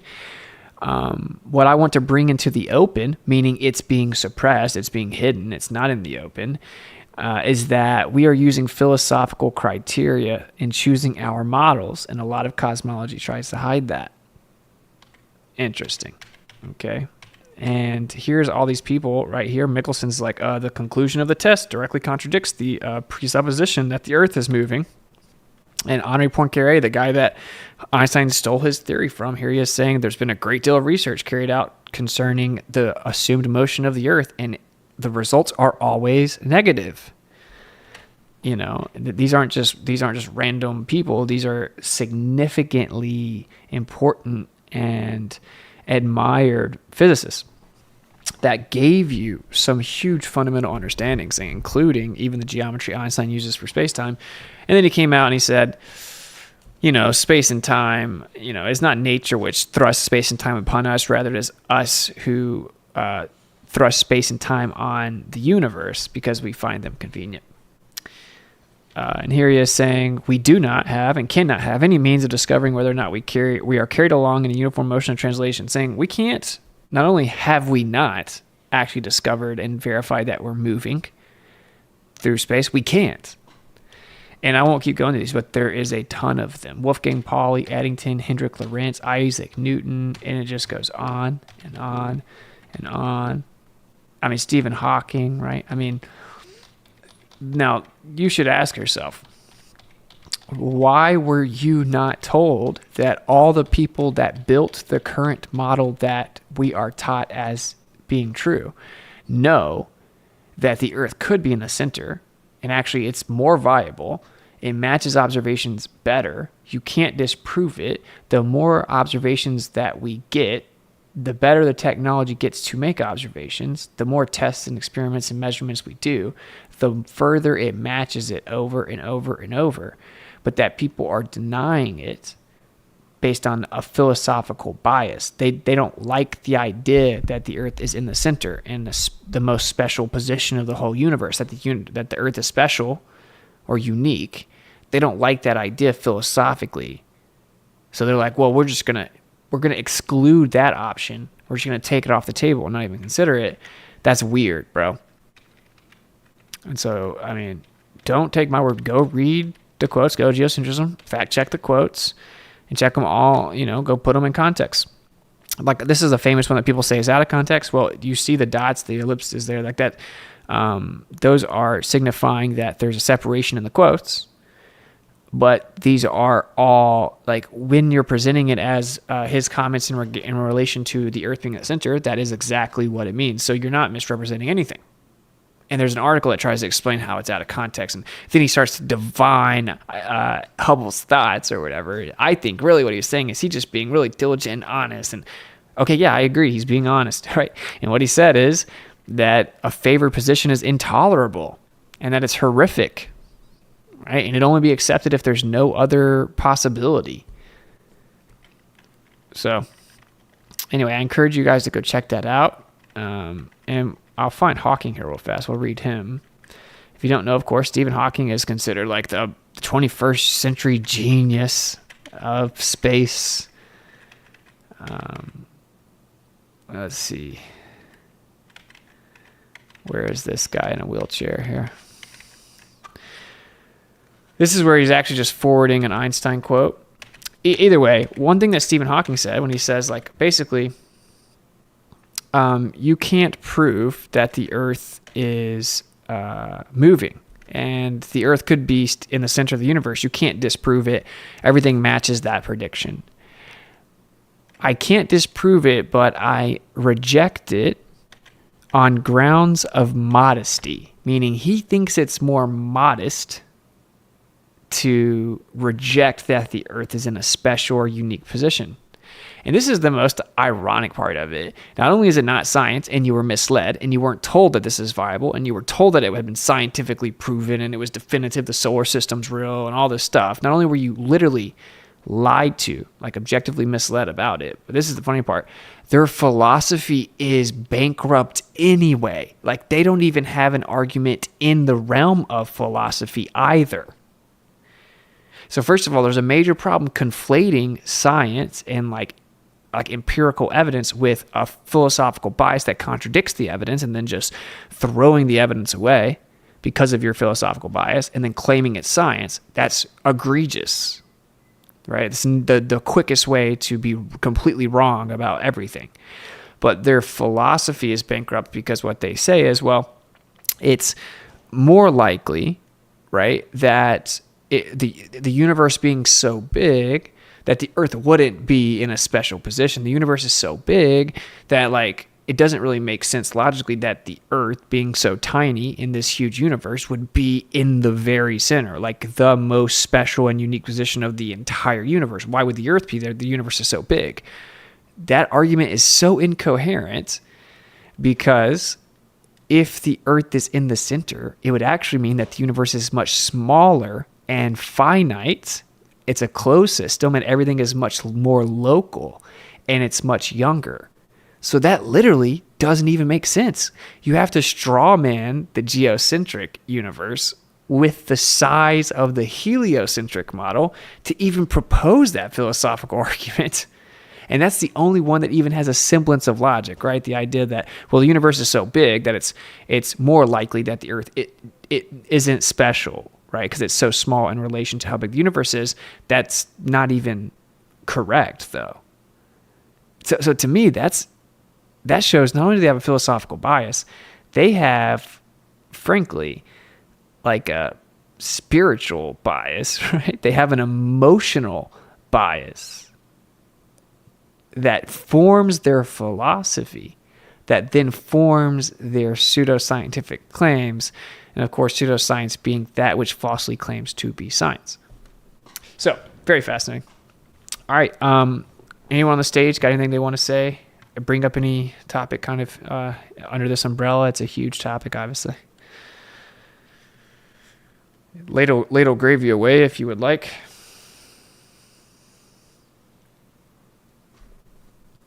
How dare you? I will actually read the donations while we have a little bit of time. And then if anyone wants to kind of think about maybe something they want to bring up, like I said, you can join the stream. I honestly kind of knew that the people that defend the mainstream model were unlikely to come in here with this one because they really got nothing. There's nothing. Well, they love to talk. They love to argue about things that we learned in elementary school, things that they taught, the things we were indoctrinated with as kids about the solar system and solar system dynamics. They talk about, a dynamic solar system, but then you look into it and it's just all scaled off of, an equation where the masses cancel out. It's pure kinematics, so it's not impressive whatsoever. And they want to talk about that all the time. But right now, right here, when you start talking about relative motion and making a measurement of relative motion, is the Earth at rest? Is the Earth moving? We go to measure the movement of the Earth and we get a tiny bit of a motion, of a relative motion. Well, it's way too slow for the Earth to be moving. So what's moving there? Well, most likely there's a flow of the background medium. That's maybe possibly related to the way that the pendulums are claimed to precess. Maybe that's possibly related to the way that mechanical gyroscopes are claimed to precess. But in any case, it's not what they anticipated with as far as the velocity of the measurement, or the quantification of the measurement. And so it's not, basically all of a sudden they have to come up and they have to defend specifically the theory of special relativity, the idea of time dilation, length contraction. When they want to take the measurement, it actually contracted perfectly proportional to the ratio to the sun, right? The distance to the sun in relation to the sun, so that you just couldn't get a measurement whatsoever. But then in 1912, George S. Sanac rotates the interferometer locally right in front of his face and measures a fringe shift that's directly proportional to the speed of that rotation. So what happened there? Why didn't time dilate? Why wasn't there a length contraction? Well, they say, oh, that's because that's a rotational vector. And that's why, what was it, 3 years or 4 years later, Albert Einstein published the theory of general relativity. And that said, the Earth's actually, it's not actually in an orbit. It's not, because that would actually be a rotational motion, right? So then we technically should still have been able to measure the rotational orbit motion, the orbital motion, which we couldn't. They said time dilated and length contracted, but when they went to go, with general relativity, now it's a linear motion. The Earth is moving in what's called a quote-unquote curvilinear path. So it looks like it's curving from our point of view, like it has the appearance of a curve around the sun, but really the motion is purely experienced as linear. And so you can't measure it with an interferometer. You can't detect the linear motion. In their paradigm, you would only detect linear accelerations or decelerations, but not a pure linear motion. But then the problem with that, so we're already like multiple layers of leaps of faith deep, right? Because we've gone, you can't, length contracts, time dilates, speed of light's constant. But you rotated the interferometer. Well, it's a rotational vector, so it's okay. But then it's a rotational vector, it's okay. So now we're gonna say the thing about the way that this orbital path that we take is on the way that works is curvilinear, quote unquote, as I explained. So now we've taken that precept and we're multiple assumptions deep, and then in 2004, a guy named Ruyang Wang came along, and he specifically he did a very he used millimeter or nanometer level precision interferometry to test once again if the speed of light is constant in particularly a linear vector. So he took like a fiber optic gyro, but he took portions of the waveguide or the wave core fiber, so like a special type of fiber optic cable specifically for measuring like the speed of light.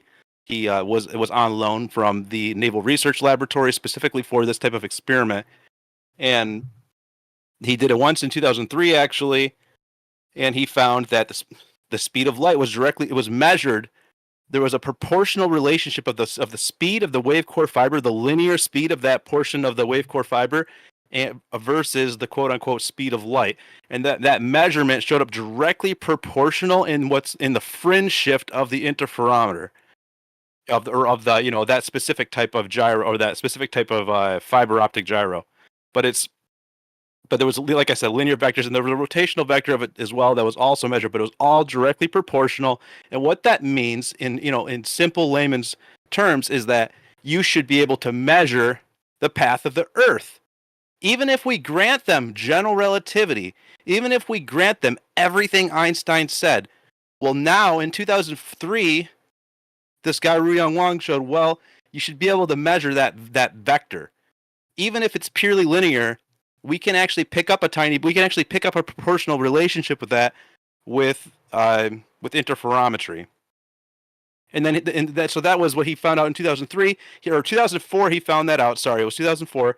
He put in for a preliminary patent right away for a speedometer measuring absolute motion through absolute space. So you could put this special type of speedometer that he invented on 3 different axes in like an aircraft, and you could have like an X, Y, and Z axis, and you could measure absolute speed, absolute distances traveled, absolute motion through free space theoretically with his what his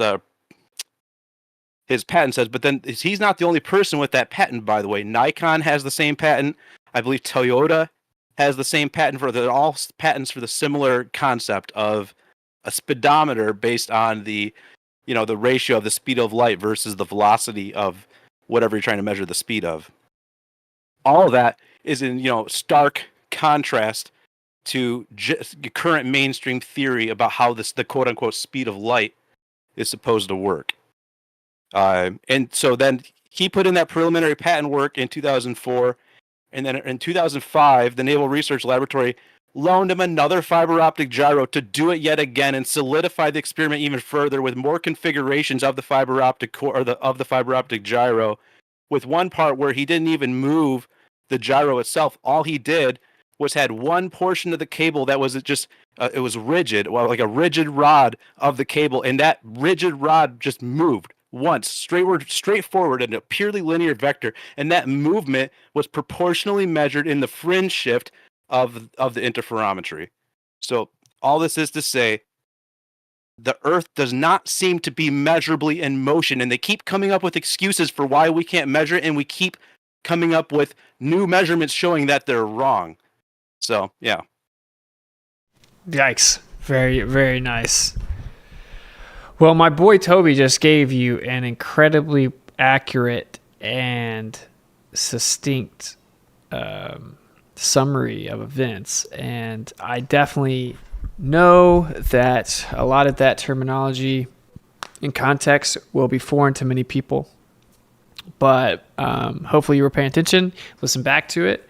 And also, Toby has a server called Ether Cosmology. He's also on YouTube, Ether Cosmology, and they break that down kind of maybe piece by piece, or they have over time, but it is very crazy. It's all very crazy, and it makes you wonder. By the way, I just found out that if you are on X, we can now see your chats as well. So feel free to comment, and they will pop up on the stream. Hey, real quick before you get to the supers, or actually after you finish the supers, I want to go over the kinematic math that they use. You know, the Newtonian math that they say is dynamic math. I want to go over that to break it down for everyone. Okay, cool. Let me change the chat. All right. I'll make the chat bigger in just a second. So let's go through these donations. If you want to donate to the stream, Ko-fi.com/Witsit. It's on the stream, in the YouTube chat, and it is in the description. All right. Let's see where we got here. No Globe Domo. Thank you for the $10 monthly fire tier. Welcome to the Miswits. Chuck Soley. What would be good experiments or research could be done in the southern continents to prove the globe is false? A great point. Trying to find like really definitive ways to, verify distances, which is a whole rabbit hole. But what would you guys say to that? What would be some good experiments or research that could be done in the southern continents to prove the globe is false? I'll say one more answer and then toss it to you guys. Taking a mechanical gyro on a long flight, and it needs to tip consistently and then flip over on a globe. And if it doesn't, it literally and physically cannot be one. What do you guys think?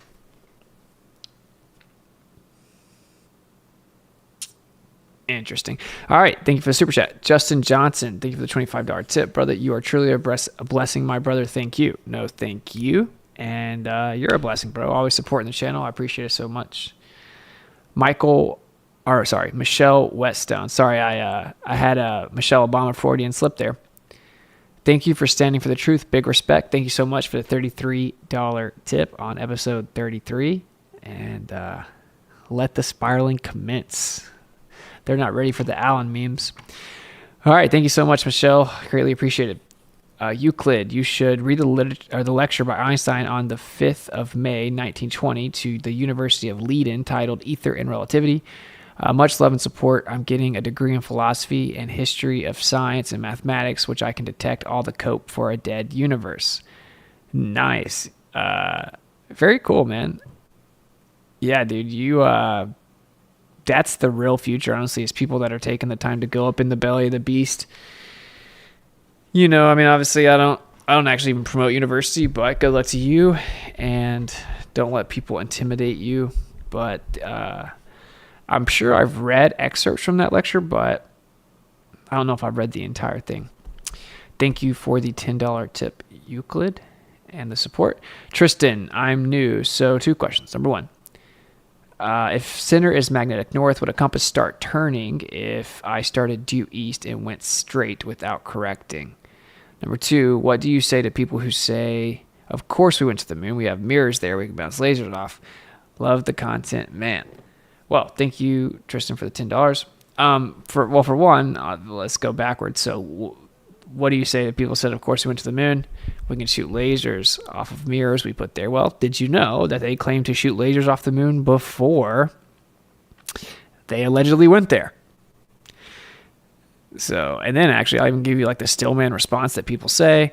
Oh, but it was way more difficult when it's just like a lunar rocky surface, and it's way more accurate and precise now. And then you actually look into that claim, that isn't true at all. It wasn't like there was some like immense jump in precision after 1969. That's not the true at all. When you look into the whole shoot lasers off the moon thing, it's laughable, and they claim it's extremely difficult to get anything back. And then you just see something pop up on a screen, and they run. And honestly, nowadays they run through those things through computational networks. But the most concise way to point it out is, how would that prove they went to the moon when they claimed they were shooting lasers off the moon beforehand, before they went to the moon? So that's normally what I say there.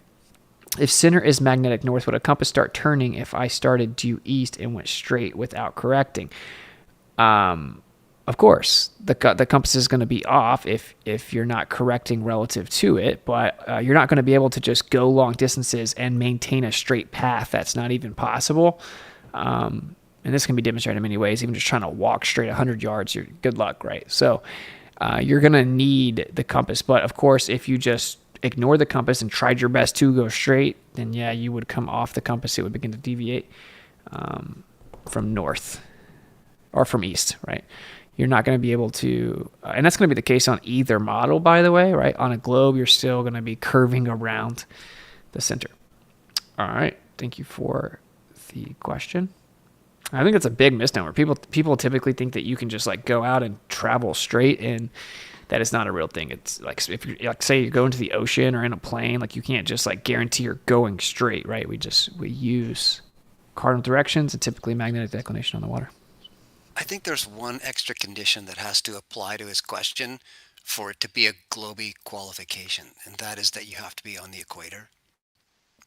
That if you're a globey and you're standing on the equator going east and you go straight, compass will always show 90 degrees to the right. You will always be going east. But on the flat map, even on the equator, if you start off headed east but go, quote, straight, you would still be curving south. Jaron spent quite a bit of time on this a few months ago.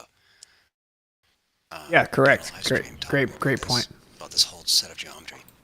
Yeah, great point, bro. And that was because, of course, infamous anti-flat earther denied that you would be curving on a globe. And just like Stone said, the only place you wouldn't be on the globe is the equator. You're going to be going straight. You'd continue east and or west, right?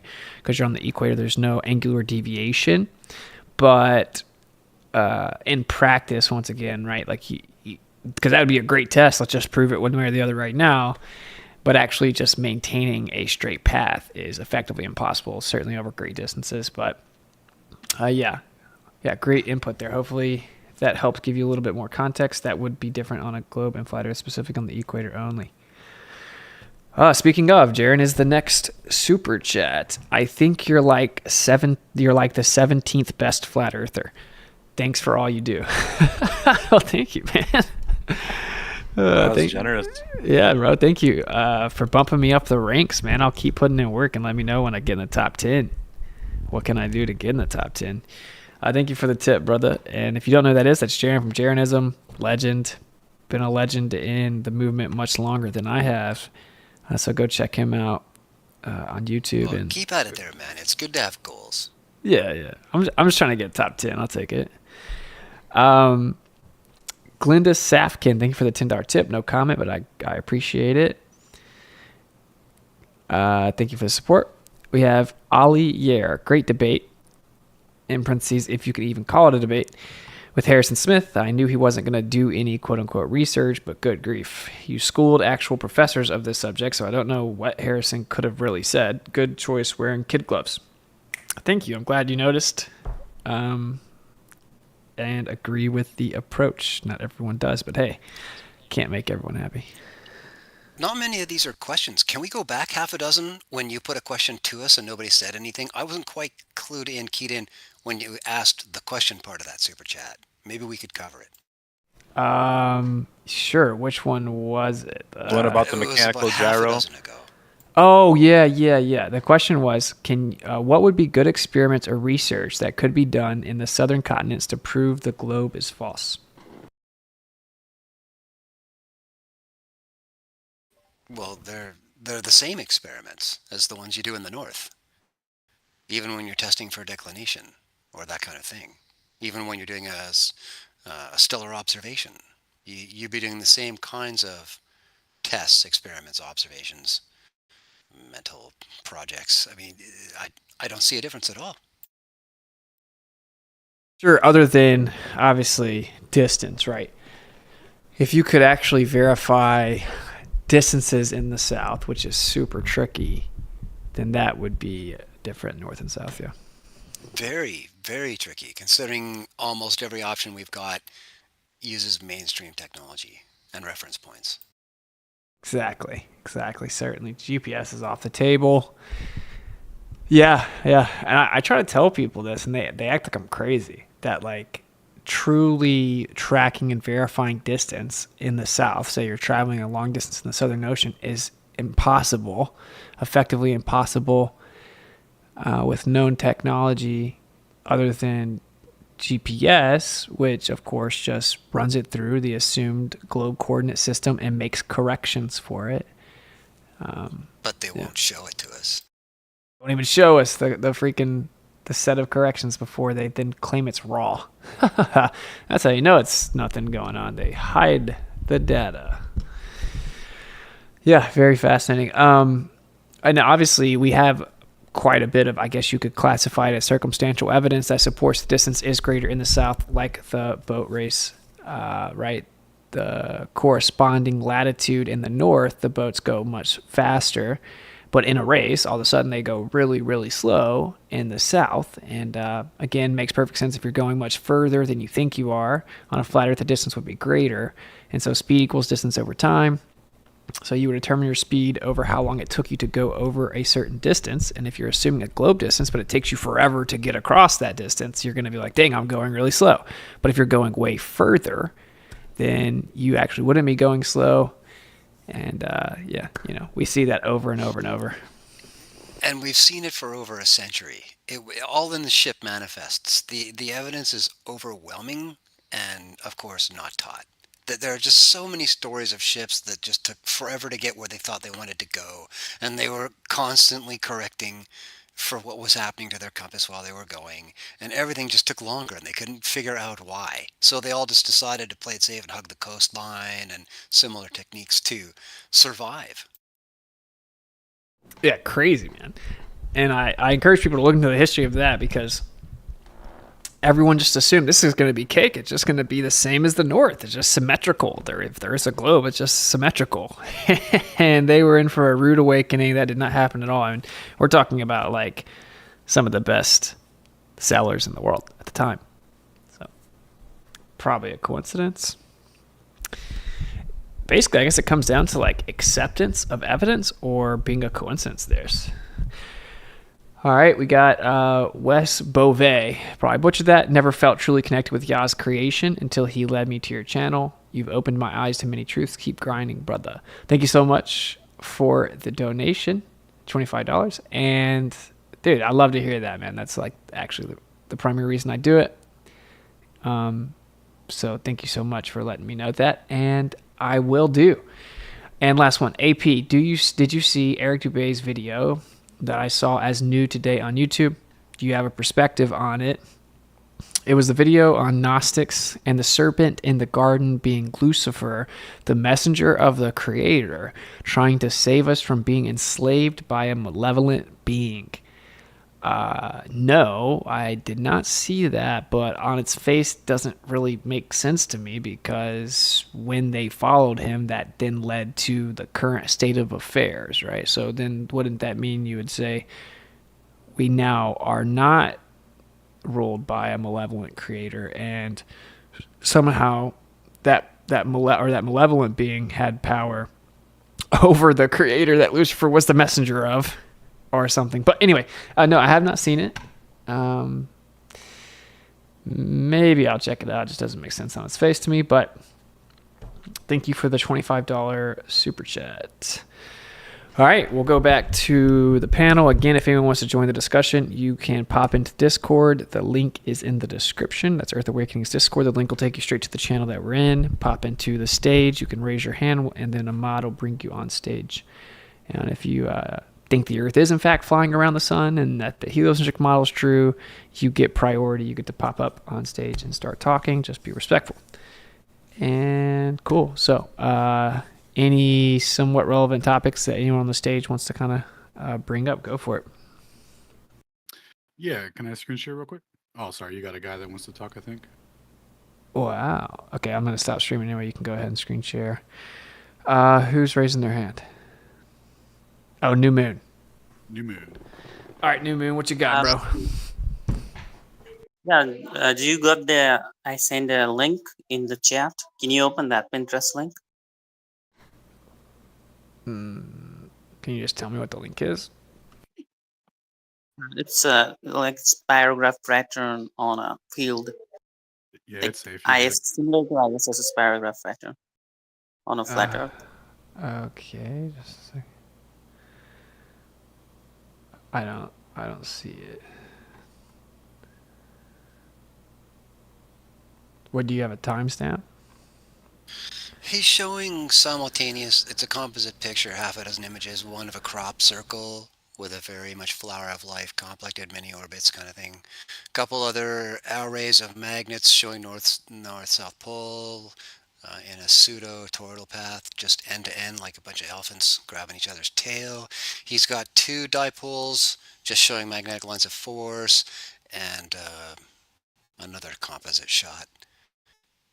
He's just checking for similarity between the phenomena with the crop circle and the geometry that we see with typical dipole lines of force.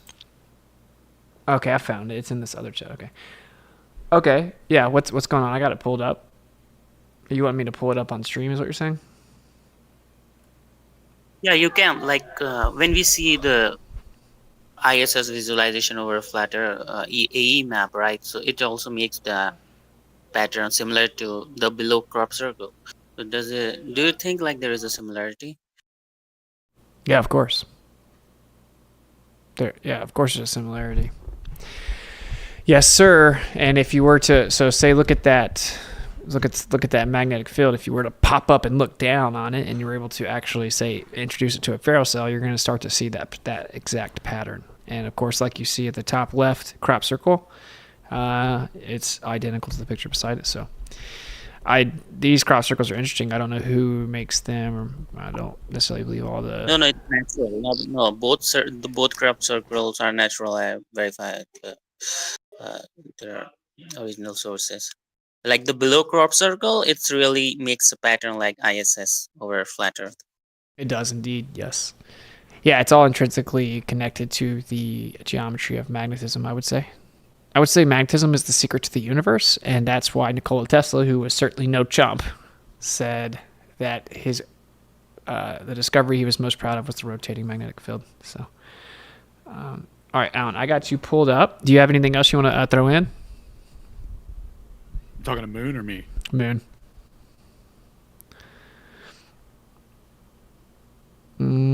Okay. I'll come later. All right, cool. Alan, you have the screen. All right, cool. So like what Toby was talking about earlier with solar system kinematics and dynamics, right? They've told everyone that the mass attracting mass is the causal mechanism for the motion of the bodies in the sky. So this is a quick history on that and how the math is mixed together. Because the big claim to fame is that when you apply Newton's equations to Kepler's law, so what do you get? Proportional ratios for everything, and it works out based on mass attracting mass. So we're going to see how that works and what it means. So Kepler's first law is that all the orbits are ellipses. The second law is that based on where they're at in their orbit, in relation to the sun, they'll either be moving faster or slower. So that's the perihelion and aphelion. So when they're coming around the sun and moving back towards it.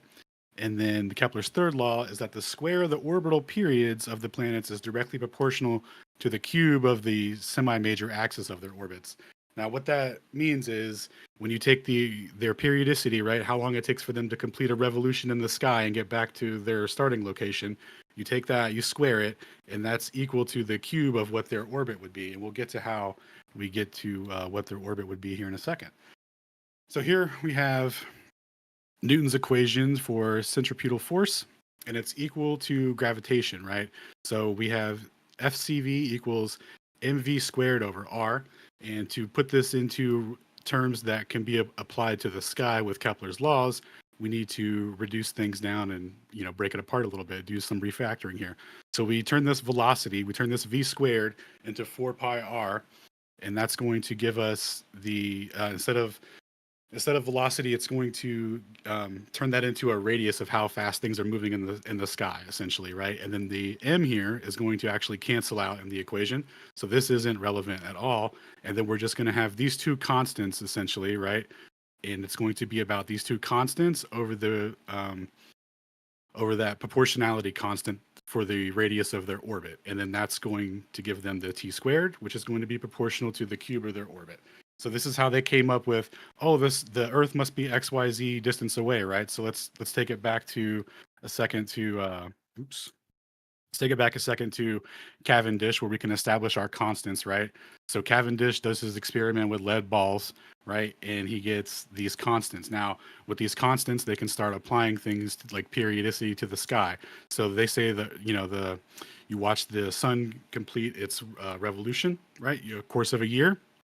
You apply that periodicity to these equations, and you get a orbital diameter of 93, or not diameter. You get the 93 million miles on the semi-major axis, right? So it tells you how far away it is based off of that. And then they just applied the same thing to everything else. So once they had it with the sun, because it's algebra, right? You can reverse what the mass of the sun would be, and you could take your big M. You could take your big M here and apply it to the sun. And then you use gravity there, and then you apply it to the periodicity of the movement of any planet, right? So Mars, Venus, Jupiter, and it's going to output proportional distances for everything. So that's why everything lines up like this. This is how they got their scale for everything. This is how it was all derived.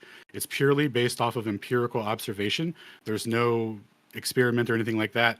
It's all ratios and constants. And what Toby touched on was that there's no 30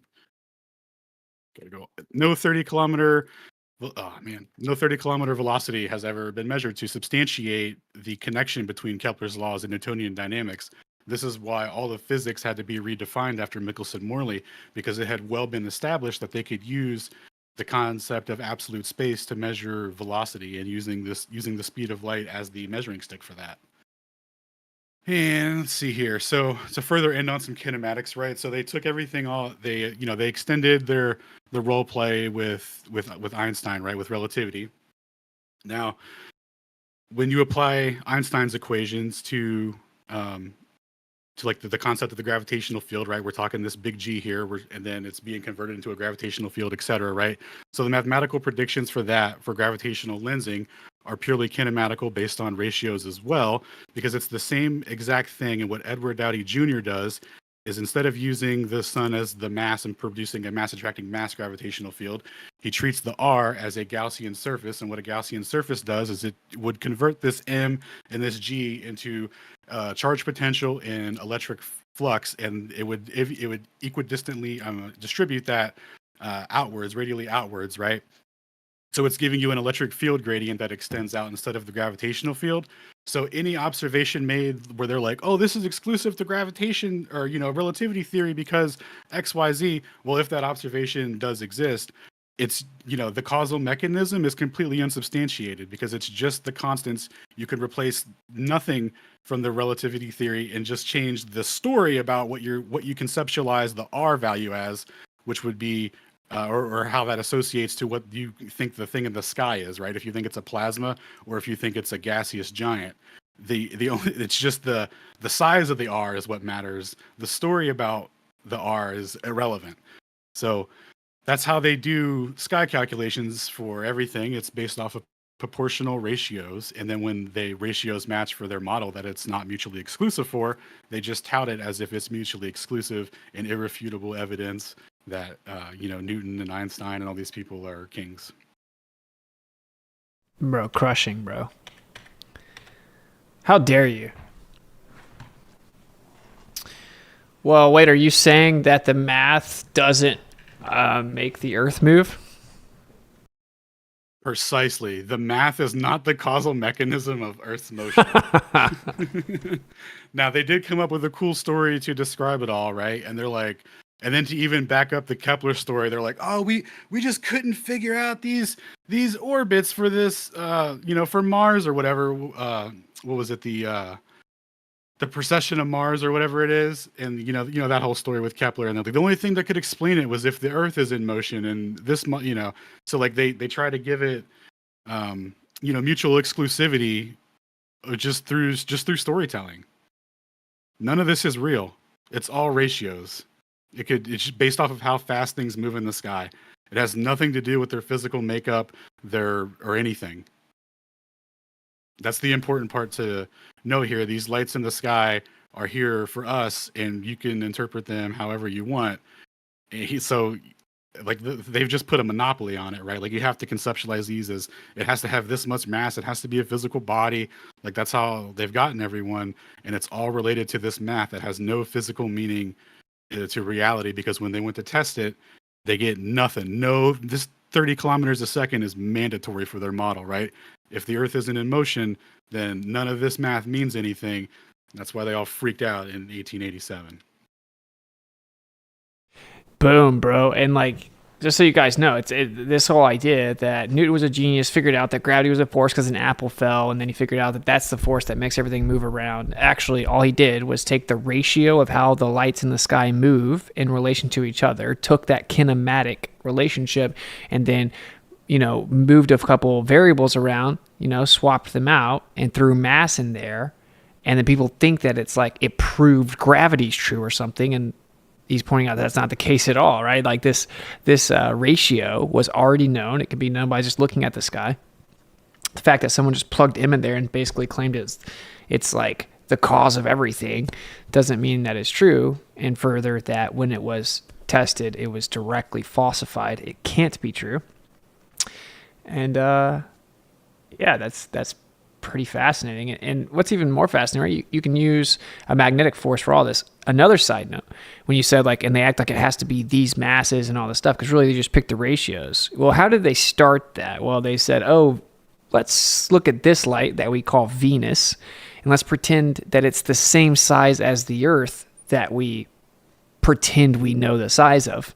So they have their globe model. They think they have the known size of the Earth, and then they assumed that the light in the sky called Venus was the same size as it, and then they extrapolated all those ratios he was just talking about out to get the other sizes and then masses.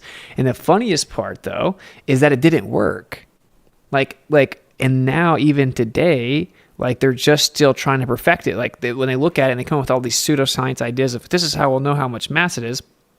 The observations don't typically match. What they attribute to being visible mass don't actually match what they claim the mass is.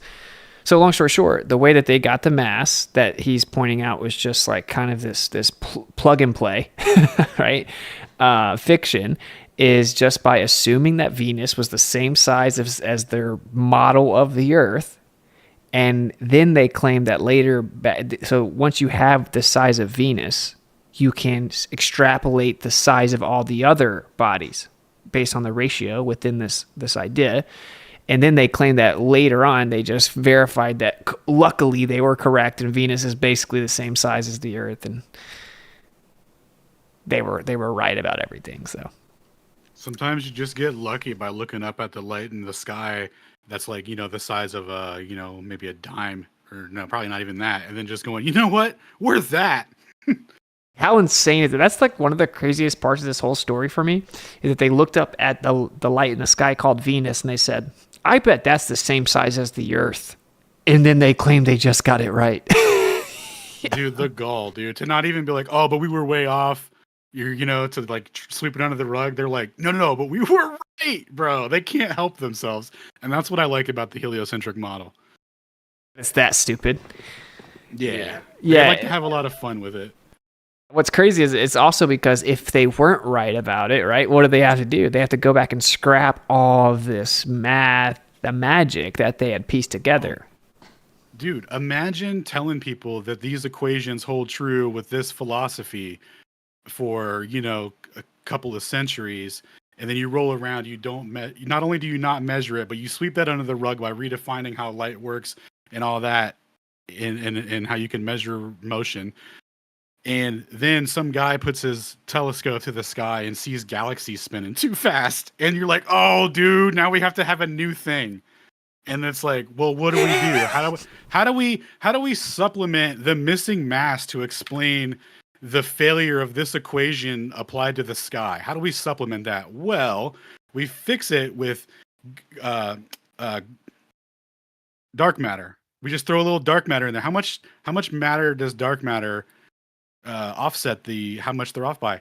Is it 97% or 96.9995%? I can't remember, and I want to be accurate. I know it's important. Okay. Let's clarify that. So dark matter and dark energy combined make up 96% of the universe, and then dark matter supposedly makes up 83% of all the matter in the universe. So supposedly 83% of all mass in the universe is dark matter. So, which is pretty terrible. And this all started with these galaxies are 99% off. All right, there's only 1% of the matter we need, so it's pretty rough out there. Yeah, and they've always known. So here we're looking at Aries failure, right? We have a little lad with a telescope filled with water, and this starlight displacement is supposed to be moved such that he's going to have to correct his telescope to get it in there. And you know what he found, lads? Nothing. Barely had to correct it by 0.0 arc seconds, or 0.08 arc, 0.08 arc seconds, right? Almost nothing. And the prediction for the heliocentric model, right, for these to have physical meaning was that they were going to have to tilt the telescope by 15 arc seconds. Yikes. And then later in the year, they would have to tilt it 15 going in the opposite direction. So a total of 30 arc seconds over the course of the year to substantiate this velocity, to substantiate this model, this philosophy. And they got nothing, brother. Nothing. And the only way that they could explain it earlier, which I think my mic was muted, right, is they said, okay, well, we're just never going to talk about this really. Because the only explanations on the table were at the time, right? They thought light may be a particle, and now people still kind of think that, right? They're like, oh, the old quantized light. Well, for the quantized light, lads, when light enters this telescope and it's filled with water, the quantized particles would have to gain acceleration somehow, so that there would be no correction required. So we all know that that's not happening. Wait, let's pause right there. Because we know that's not happening, but let's clarify why. Because it would violate the law of conservation of energy and momentum. Okay, like the little quantized light particle can't enter the new medium and then maintain its speed without additional energy being introduced, as there was not additional energy introduced, of course. Then it couldn't have sped up without it, or it would violate the law of conservation of energy. So that's not even on the table as possible. Okay, sorry, go ahead. No, thank you. That's very important to include in there. And then the other way that you could interpret it, if you're a wave lad, shout out to the wave lads, is, and if you're, if you wanted to maintain heliocentrism, if you want to keep this velocity, right, you would have to say that the telescope, that there's ether inside the telescope, and it's carrying the light in the opposite direction of motion. So the Earth's moving this way, the correction angle should be this way, but for some reason, there's ether in here, and it's going this way to cancel it out. Those are the only options, right? And this was interpreted at the time when they had a stationary ether framework. So get how ridiculous this is, right? They were all using the ratio against the speed of light, so they were all invoking stationary ether frame, and they were like, okay, it's immobile, it doesn't move, static ether, right? So we can attribute any correction purely to Earth's velocity, and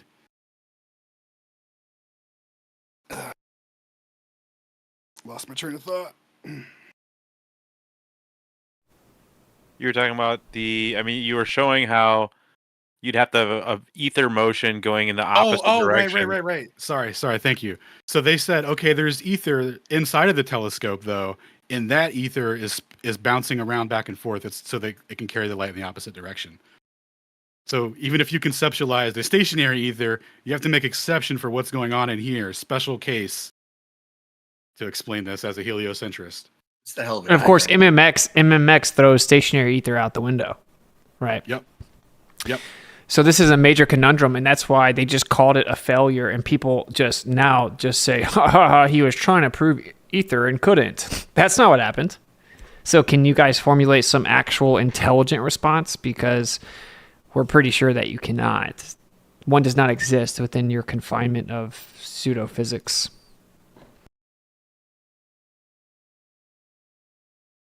Now, It's when you rough. combine this with Michelson-Morley, the two of them together, just a dude in a telescope, and then another dude with a couple other dudes with a couple of mirrors and a light wave. Combine those experiments together, and there's really you're really violating logic on multiple levels to conclude that the Earth is in motion. Yeah, it's crazy. Yeah, we could take a quick dive into some historical documents from Michelson-Morley, 1887, where he talks about this exact telescope conundrum. So if we can look at that real quick. So Michelson-Morley, 1887, first page here is where he's talking about it. So, but it failed to account. He's talking about Aries failure or Aries success from our perspective. But it failed to account for the fact proved by experiment that the aberration was unchanged when observations were made with the telescope filled with water. For if the tangent of the angle of aberration is the ratio of the velocity of light to the velocity of Earth to the velocity of light, then, since the latter velocity in water is 3/4 the velocity in a vacuum, the aberration observed with water with a telescope should be 4/3 its true value. And then he has a little amendment here. So let's see what he's saying. It may be noticed that most writers admit the sufficiency of the explanation according to the emission theory, and that's the ballistic light particle theory. So that's the particle lads. While in fact the difficulty is even greater according to the undulatory theory, and the undulatory theory is the wave theory, so light vibrating. For the emission theory, the velocity of light must be greater in the telescope, and therefore the angle of aberration would be less. Hence, in order to reduce to its true value, we would have to make the absurd hypothesis that the water of motion in the telescope carries it in the opposite direction. So he is a undulatory lad. So he's saying that the emission lads have a difficulty here, but their difficulty is even greater. Shout out to Michelson. Yeah, and this is the part that is always removed, right? The context of Michelson formulating his tests kind of on the heels of, or like in the aftermath of Aries' success. Yep. Yeah, Aries' success was 1872, and there was before him there was Arago who did the same thing that Aries did, but he used a prism. And the prediction was that when the starlight intersected the half-covered telescope, that when it hit that that medium, it would have to have an additional correction, and it didn't. So it was falsified then, and then Aries was like, "Yo, bro, let me put water in here and see what's good. Maybe that crystal is messed up and it bounces. Who knows, right?" And then so Aries comes in 1872 and gets smoked. And then Michelson comes in like, "I got you boys," with the 1881 interferometer, which they said was a little too sensitive to give good readings. So they revised it and came back in 1887 and, blew the heliocentric model out of the water. Yo, and you know what they would do today? They'd say something like, well, when the celestial light interacts with terrestrial water, it creates a new particle that otherwise doesn't exist. And just similar to the graviton, how we just know it must exist, I need the Earth to keep moving a ton momentarily changes the path of the light. Yeah. Retroactive photonic acceleration.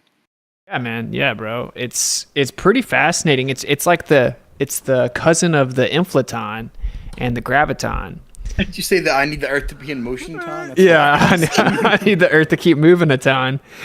So don't worry about it. It's legit. And then what we can do is we'll go replicate the water in the telescope test, and when it shows the same thing, we'll actually claim that's proof of the I need the Earth to keep moving a ton, right? And so when someone says, why do you believe in this random made up, I need the earth to keep moving a ton? You would just say, we don't just believe in it. We've basically proven it because whenever we do the telescope, it doesn't match our theory unless that exists.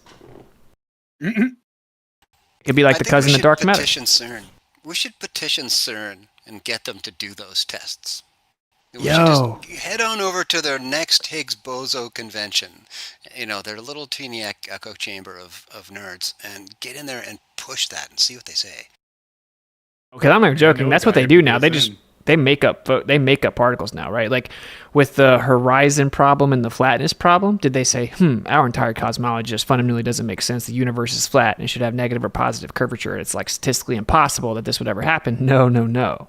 They said, oh, well, there's something called the inflaton. Hear me out. It's a particle. Some people call it inflation field. Some people call it a particle. It's a localized excitation of this field. Where's it at? It doesn't exist anymore. So it existed at the beginning of the universe, and it's called the inflaton, and it made the universe flat, but then it stopped existing. That's a real thing. So like, what limit do you have if you can do stuff like that, right? So I'm going to stick with the earth has to keep moving a ton, because, you might as well. I love it. I'm in. Yeah. One of the greatest grifts of all time is the old graviton, right? They got a completely separate kinematic theory to explain the subatomic level and even smaller interactions than that. And then they have, the cosmological big G, right? But they don't interact on any level together. But they swear, guys, they're looking for the graviton, and when they find it, they'll let us know. But all of their math explicitly is designed around not accounting for any sort of mass attracting mass force in any sort of meaningful way. So when they hit us with, oh, look, we just weighed this quark, we just weighed this lepton, well, that's just kinematic nonsense that has no physical meaning. And even in their reality, because the fact that they exclude mass attracting mass from it on the smaller scale just tells you right away like that's not even on the table, because if it were, that's what would be the foundation for all molecular interactions, right? It wouldn't be two other things made up to stop the interaction of a positive charge and negative charge from collapsing in on each other. #moving earthathon. Yes. Yeah, I like that. It's a little shorter. Yeah, that rolls off the tongue a little better. I can't be special a ton. Wow. It is crazy because we always just jump to MMX, right? And the history of it, a history of kind of the context of the formulation of their tests is important, Yep. Yeah, the history of it is, really, really lays out like what was going on, right? Because when you read this stuff for yourself, and you're just like, oh, they kept trying to measure the thing to confirm this belief system, and they just never got it, and they just didn't bother to tell the lads, right? You know what we should actually do? We should actually create a cover, publish a paper addressing this and being like, kind of giving the history and explaining like this has gone unanswered, conspicuously. And we are proposing a solution. And then literally just name a new particle that doesn't exist anymore, or only exists during that interaction, and it only is created when celestial light interacts with water, but it cannot be detected with current technology. And see if they absorb it. You know what I'm saying? Yeah. There's like that one random paper that tries to explain the Elias effect. The Eli effect, and they invoke dark flow. They've got all these diagrams of this cosmic dark flow that just causes pendulums to make a magical thing happen during the eclipse. That's exactly it. You have convincing math. You can go right down the middle of the road. Dude, imagine if a flat earther came up with anything like that, they'd be completely ridiculed. Like if a flat earther was like, well, there must be like a special kind of ether called blank, and it's doing this. They would lose their mind ridiculing you, right?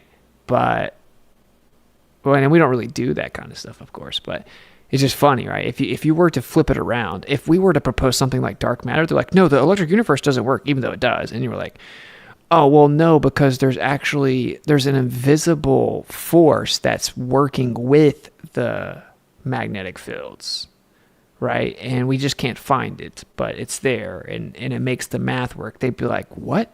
They wouldn't accept that at all, right?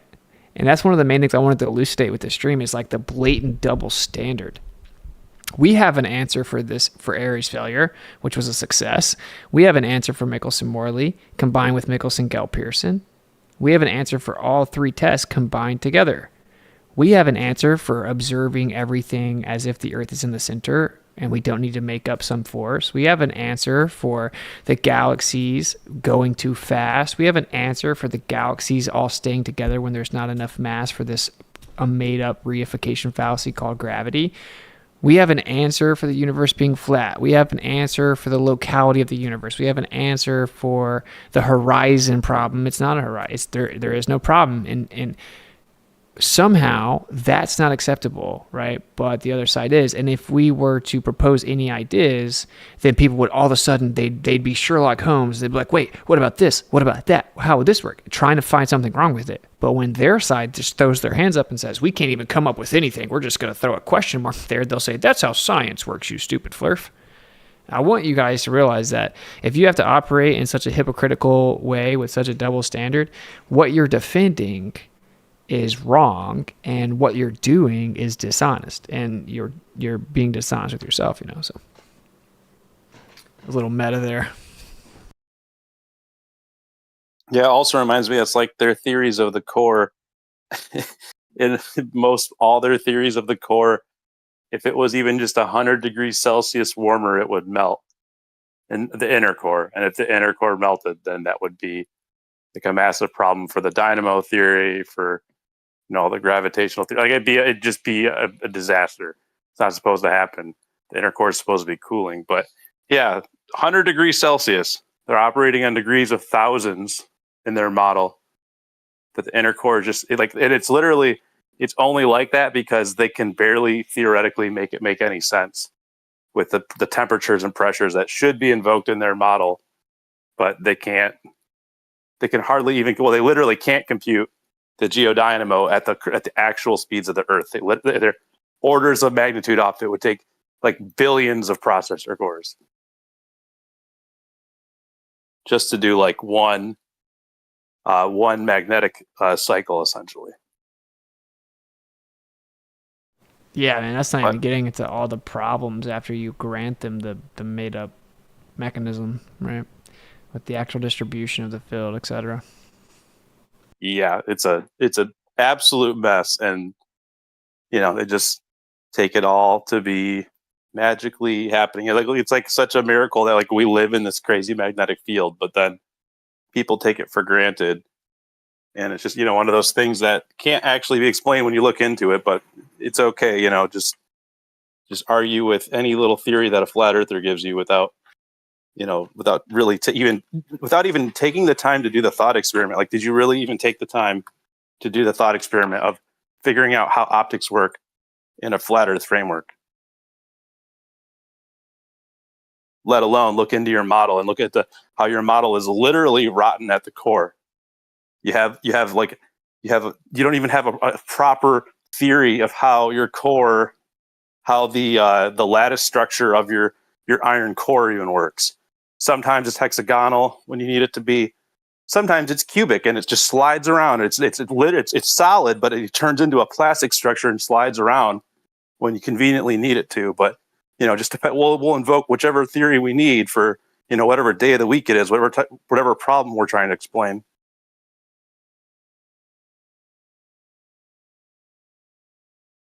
Yeah, it's pretty crazy, man. It's all pretty crazy, and all they can do is just like try to keep this under wraps as long as they can. When this information actually gets out there, and I'll say this last thing real quick, and then I'll get to you out. And like when people are like, they're just talking about a bunch of technical terms, and flat earthers can't even understand basic math, but they want to talk about relativity. Ha ha ha. That's their way of saying they can't comprehend relativity, or they are not going to do the research required to talk about this. But dude, you can figure it out. You guys can learn it. It takes a little bit of time, but I mean, you're overcoming a lifetime of indoctrination.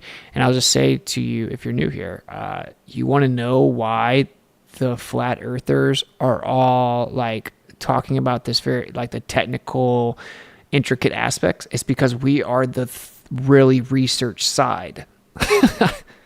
We're the side that did all the research. That's why we're flat earthers. We have to be.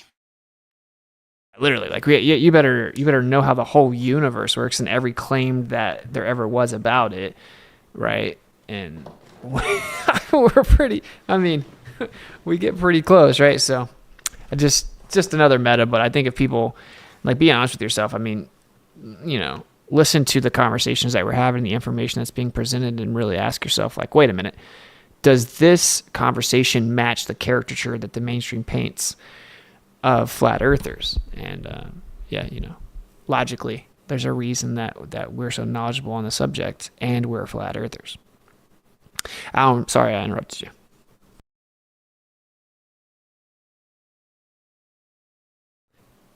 Me? Oh, no, I interrupted. Oh, sorry. Alan. Sorry, I had my mic muted. I was just going to make a quick joke, but also somebody DM'd me a question that I'll read off so we can get to that. Let's see. You seem to know a lot about flat Earth theory. I was hoping you could clear up a few things of confusion for me. I've been looking into how satellites could work with a geostationary flat plane. In Witsit's GPS video, he says that the angular momentum of the rotating stars and planets causes this, but this confuses me because how would this force work in empty space? Do you guys assume big G or gravity is some kind of spatial medium? What is keeping the satellites in space? And feel free to answer to read this on stream. Thank you. And I think this dude's pretty genuine. And he said, let's see. But I think it's just kind of maybe confusing like the distances and stuff like that. So if you want to tap in there, Witsit. Yeah, sure. So for one, we don't believe in the idea that there's a vacuum. Well, like we don't like. I would even go as far as to say I'm not going to say I know there isn't one, and that if there is one, it doesn't matter. But I don't think there is one. I don't believe there is one. If you had a container, could you technically have one outside of it? I guess. I don't believe it's a vacuum, but so we don't believe that claim. We don't believe the claim of how big it is. We don't believe the claim of how far away everything is and the supposed sizes of them. So that right there on its face has actually all been falsified. Once you establish the Earth in the center, now it's much more dense, it's much more local, it's contained, etc. So there's that. Also, the ether does serve as a medium, right? There is a background medium. It's been significantly substantiated in many ways.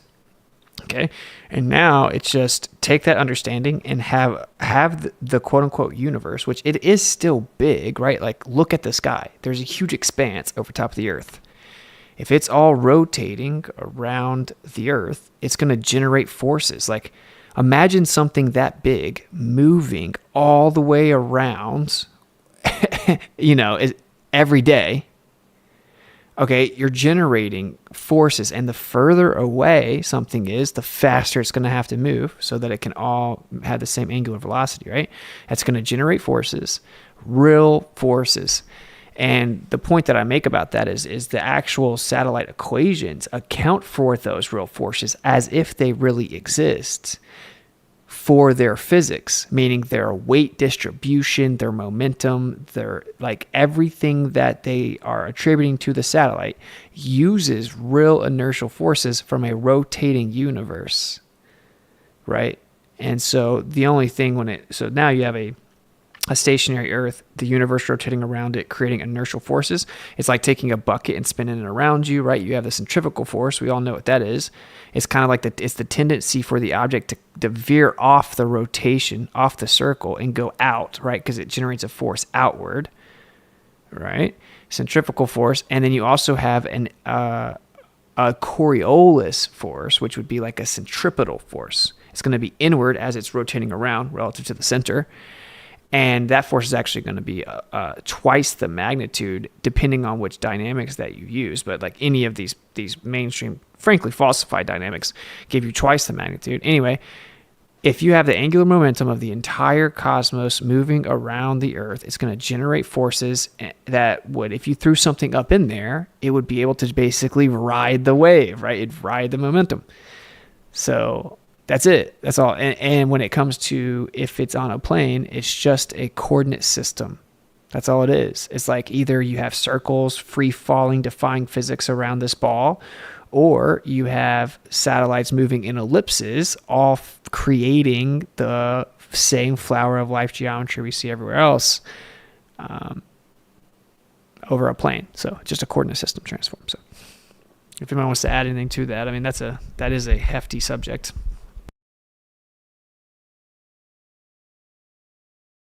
Yeah, it's kind of like these people, man,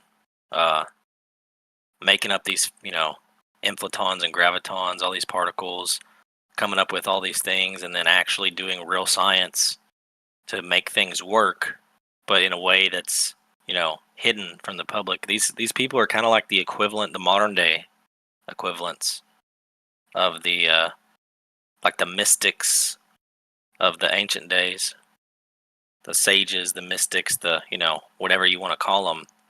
That's what these people are, like throwing around some crazy philosophy while hiding the truth of like actual real science from the masses, as if it's a higher knowledge that we don't deserve to have.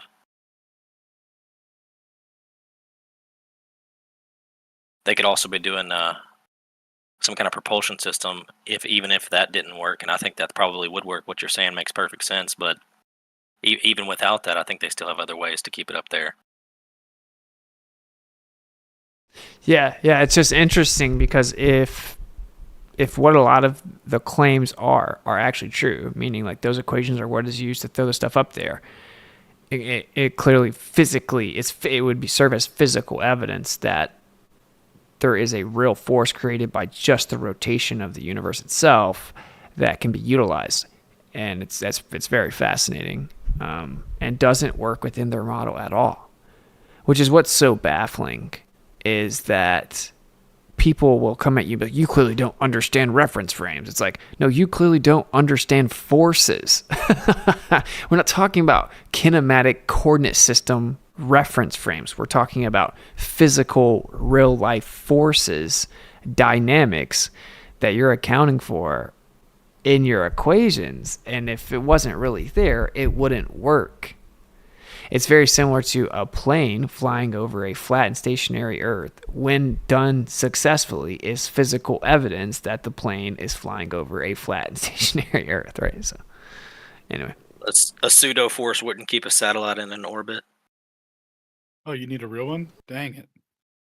Yeah, and that's what's so funny. It's like it's free falling in a linear path that's curving, I promise. And there's no force, but it's going to do it perpetually. It's like, all right, bro. Well, think of the magic spell from explaining it the first time around in 1887 when they didn't get the velocity. Once everyone accepted that, they were like, oh yeah, bet. It'll just free fall around the Earth forever.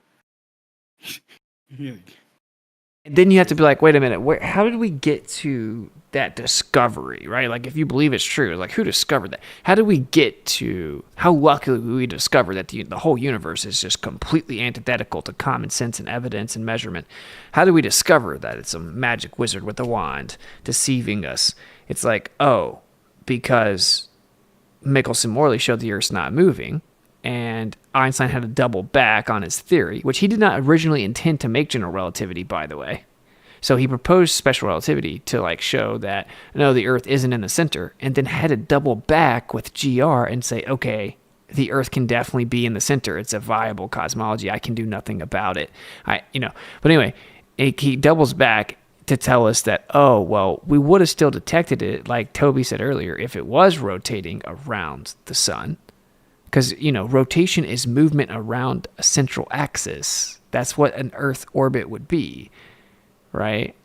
And he actually calls it a rotation in his paper, which was later edited by other publishers, changed to revolution, because it's not like a regular rotation, even though it is in every other way, other than it needs to not be actually rotating or curving for heliocentrism to work. So then he said, actually, the Earth is free falling in a straight path right? It's not rotating around the sun. It's free falling in a straight path from this reference frame. So that's where that came from. That's wild. Like when you find out the reason that the theories were proposed, that's when it gets, that's the red pill, right? Like that's when you have to like put your head in the sand basically. But anyway, yeah, so then someone accepts that, like Alan said, and then they just claim, oh, okay, well, no worries. It'll just move perpetually. Trust me, bro. Yep. So on screen here, to kind of supplement what you were talking about with the rotation, what the implication here is, this is why they had to change it to a linear thing, right? So with rotation, you have a center point here in the middle. So you have a fixed point of origin. You have an absolute space for this motion to be relative to. Oh, I can't fix that and rotate it, but that would have been cool. But anyway, you could, oh, there it goes. So anywhere along this fixed point of origin, right? So that's how they would define rotation, as being, you know, with respect to absolute space. So you could definitely, you would have to be able to measure it in their paradigm. That's why they had to change it to a linear path, because there's no point of origin here unless you invoke an arbitrary spot to say, okay, this is where the motion will be with respect to this spot here that we've just decided, right? But they say, Einstein said, this is arbitrary, doesn't matter. You can't use this for motion. It's just, you know, doesn't matter for linear motion. Only the rotational for that exact reason. So that's why they changed, right? So we got, oh, no, it's not circles, guys. It's ellipses, which, you know, same mechanical absolute space reference would still apply. But then they're like, but it's also linear. What is it linear? Because there's no point of origin to trace it back to. So they're just like, you can't, you know, it's just gravity well. This is what all this math means and what it's doing and describing when they get into the relativity stuff for the geodesics and all that. Yeah, because that's rough, man. And then that's what. So when Toby was talking about interferometry earlier, right? They say, okay, only a rotating device you can. Man, can't do it again.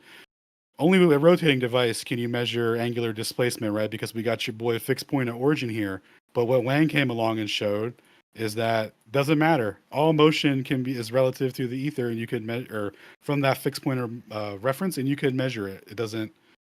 It's not that it doesn't. It's not that it doesn't exist and you can't measure it. It exists anytime you choose to measure it. You can just so. No, you want to know what's so funny? Sorry, I was gonna say hopefully that kind of explains the concepts of absolute space and whatnot, right? Yeah, and the fact that they have people living in a realm that they interpret without absolute space is kind of crazy. Well, you have, I mean, you know, it's just wild. It's just a wild concept. But, you know, the real red pill, if you really want the gravy, if you're a truther and you're here right now and you want to know the gravy, I would say the satellites are a very archaic, primitive, and dumbed down technology for the masses. And it's like a very surface level utilization of the movement in the ether. And these UFOs are the actual advanced, efficient utilization of the ether, which of course can allow for insane transportation, as it is everywhere. So you could, in theory, even have instantaneous action at a distance with mutual contact of the medium at all locations. And of course, there is this infinite supply of energy just everywhere. And you know, you can get into, that's when you get into the Germans. And I'd say check out my my stream I'm going to do with Greg Reese, and then we're going to talk about some of this. You get into the Germans, and they specifically called relativity J-ish mysticism and tried to expel it, and like point blank said that they were utilizing ether physics and then successfully creating UFOs.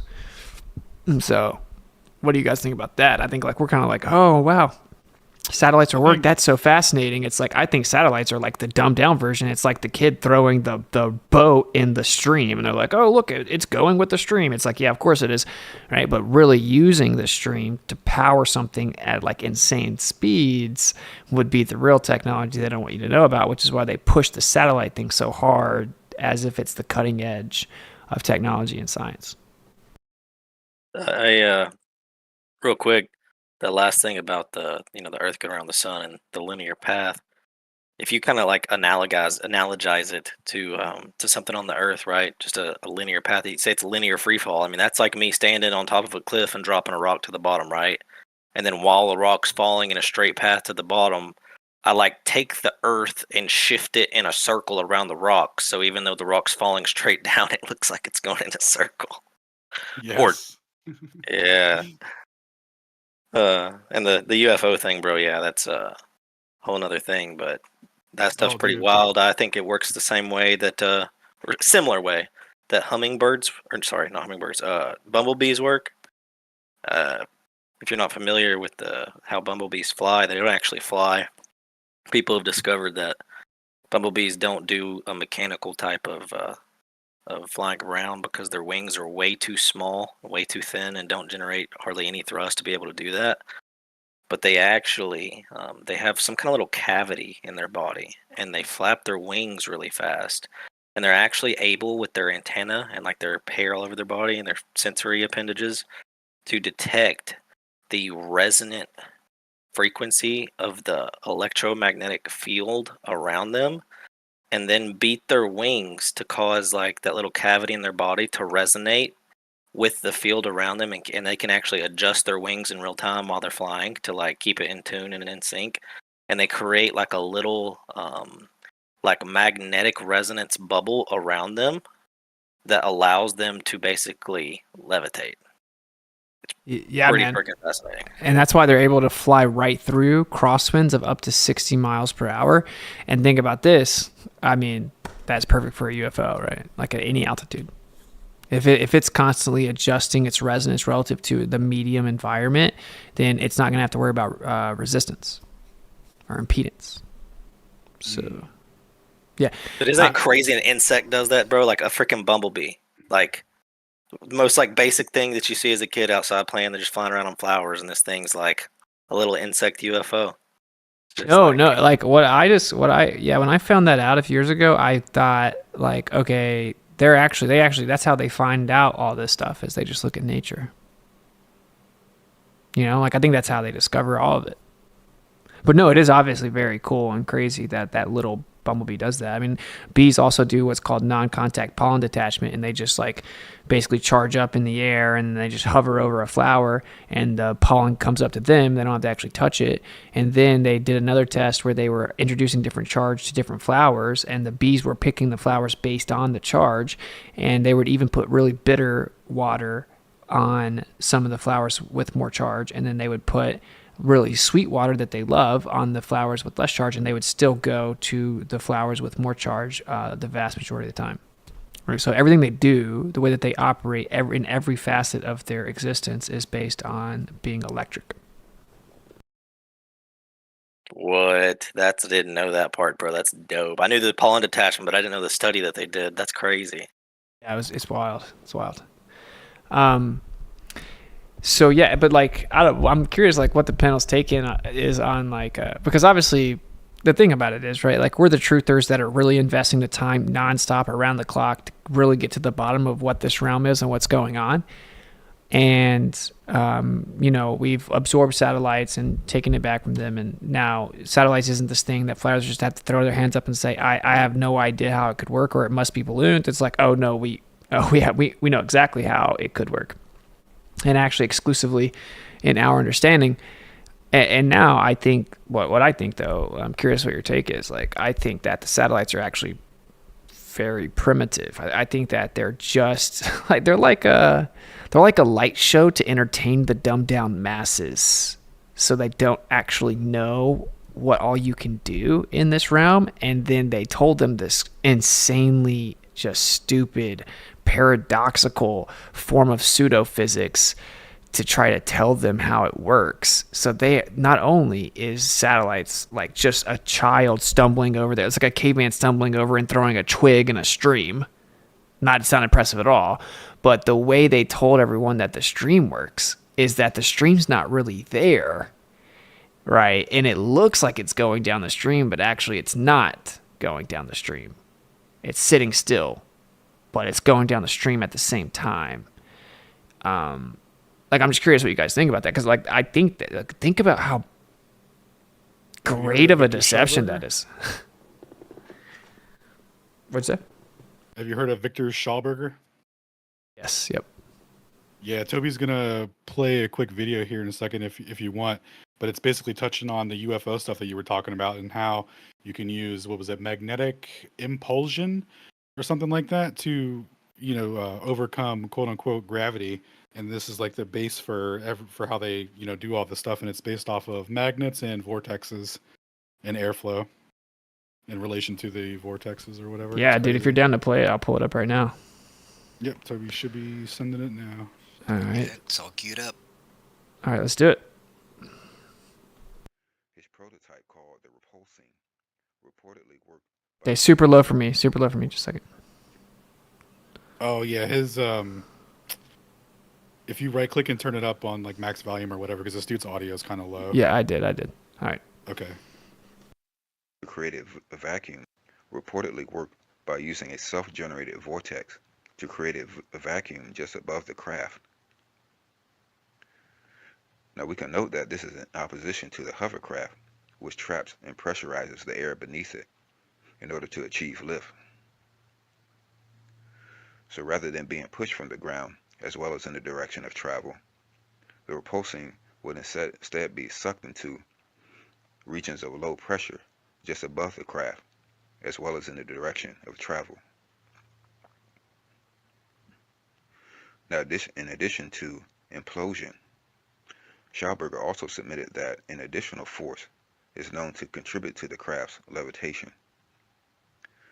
This force arose from a diamagnetic field, which he claimed was caused by electric charge separation in the fluid via air or water. He called this force biomagnetism. Early tests with it described it as a type of glowing magnetism. According to the document here, this diamagnetism, as a property of fresh water, flows all over the Earth's surface and radiates any surplus energy vertically, and can thus carry along anything caught in its wake, such as trout in a river. Diamagnetism is found in all materials. However, because it is so weak, it can usually only be observed in materials that do not exhibit other forms of magnetism, like paramagnetism and ferromagnetism. Common diamagnetic materials include bismuth, pyrolytic, carbon, copper, air, and water. The article goes on to say that adding diamagnetic catalyst to a fluid or creating the structural parts of a device from diamagnetic materials as opposed to paramagnetic or ferromagnetic materials will produce an upward flowing diamagnetism, a formative and levitative force that soars upwards, sucking the generation device up in its wake. This force is apparently dependent on the rate of rotation of the fluid. But is this the same type of diamagnetism as defined by modern science? Mainstream science defines diamagnetism as a quantum effect in which an external magnetic field induces a secondary magnetic field which repels the former. Diamagnetic materials expel this external If you want to field pause it for a because its second. dipoles line up in opposite. Yeah, if you want to keep it going or whatever, it's up to you. But the part about the repulsion or impulsion and the UFO stuff is over. He's just going on to explain like the mechanisms for it. No, that's super cool. I'm just thinking like he's talking specifically about the mediums of air and water. And obviously these UFOs can move where there's not a lot of air. Even if up higher it changes, right? Like we know that, at certain heights there's not much air. I'm trying to think. Well, I mean, you do have magnetic permeability in a vacuum, so the utilization of that alone. But the real question is there a way to tap directly into the ether? I mean, maybe using, magnetic permeability, I guess, itself. Like, can you like use that same relationship? I'm sure everyone at home was like, whoa, the audio just got way louder. If you can use that same relationship with basically, the impedance of free space. right? Like if you could just reciprocate off the impedance of free space, you could have a UFO. So it would just be the there's ether. luminiferous ether. There he is. So apparently, when creating circuits, they've discovered like harmonic effects where if you make things asymmetrical as instead of symmetrical, they're able to do some unique things with asymmetry when like going back and forth between polarities and charge and discharge states, resulting in what they would call a like propulsion without propellant. I was reading a little bit about this the other day, and it was actually a mainstream normie article that was decrying it and say it just sounds like science fiction, and but when they actually test it, it's not going to work.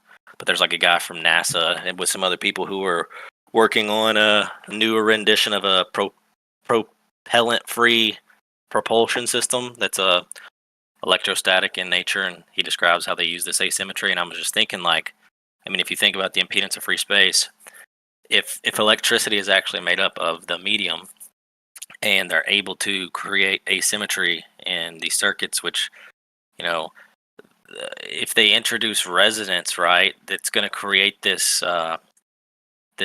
imbalance in the system that if they're making these vortexes, it's going to perpetuate around and around and around. It's going to grow. I don't know if you've ever heard like the echo effect when you get on like a stream or something and you look in the camera and it's like an infinite hallway in the camera, or an echo that keeps perpetuating, getting louder and louder and louder and louder. Kind of that type of thing going on, but in the circuit. And so I think that might be a way that they're able to do this and pull energy out of it. Just a thought. Wow. Yeah, that's wild. Yo, I'm not gonna lie, I'm gonna be obsessed with this idea that satellites are stupid and dumb. Like super easy. Because think about it, bro. Like their physics, you know what their physics say, right? It's like take a bottle rocket, shoot it in the air, let something fall off of it, and it'll just start moving around because there's like a stream up there. That's not impressive, bro. It's like walking up to a stream and throwing something in it and being like, I'm a genius.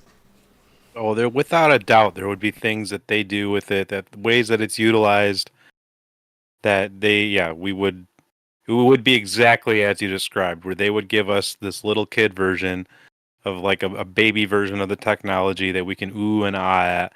Ooh, they've got things that float in the sky and make circles, and then meanwhile they've got like some cloaked space station that's harnessing the flow while also floating, and I mean, who knows? Dude, what are the two terms most frequently used as reference to, like, sarcastically used as reference to someone being smart, or really like it's sarcastically used? Like, so you say something that's obvious, but what are the two terms we use to, like, as a joke in society, like across the board, to be like, oh, okay. What are you, an Einstein? We use Einstein, and we use rocket scientist, or we say it's not rocket science, right? And what's so funny, bro? What is Elon touted as being such a genius for? It's like, well, his, all these other lies, but that his company is creating these amazing rockets. They got everyone thinking that, like, the rockets are the, like, cutting edge of human development, and they're rockets, bro. They're just rockets. They're not impressive, right? And everyone's like, oh, it's not rocket science. Oh, okay, Einstein. So they pumped out these propaganda terms. They got everyone thinking, like, associating that with, like, the pinnacle of intellect. And they're over here, like, making UFOs, man, for a long time. And I think actually discovering them. I think this is known for a really long time, according to the Vedas and other stuff. But yeah, I think that's wild, man. It's a rabbit hole. And I think that should resonate with anyone interested in any truth across the board, bro.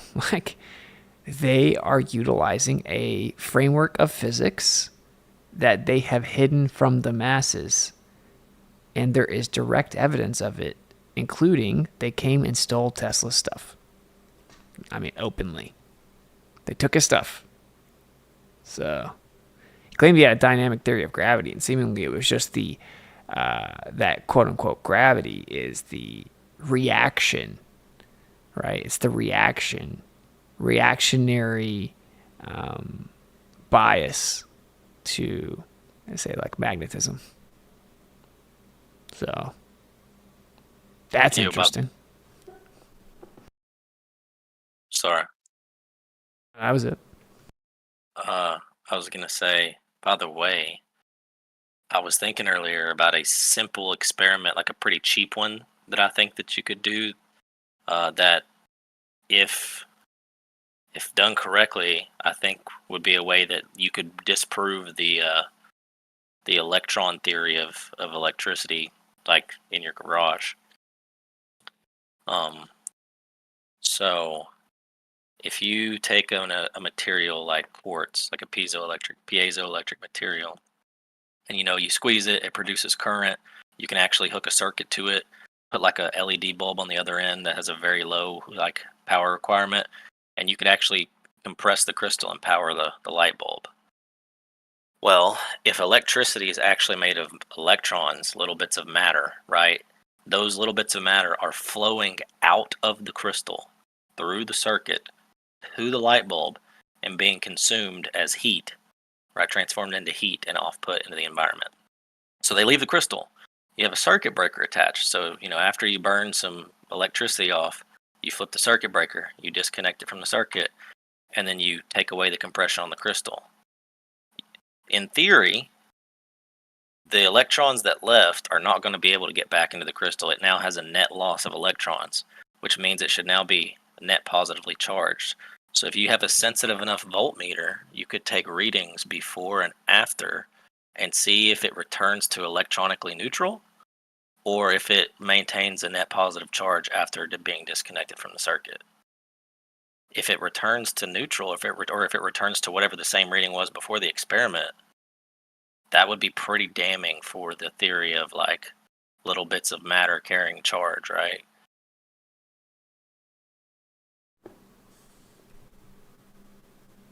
Yeah, that's interesting.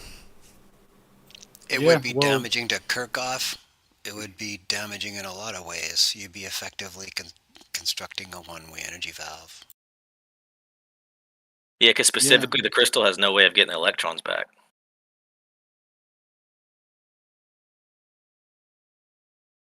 That would be one way of doing it, yeah.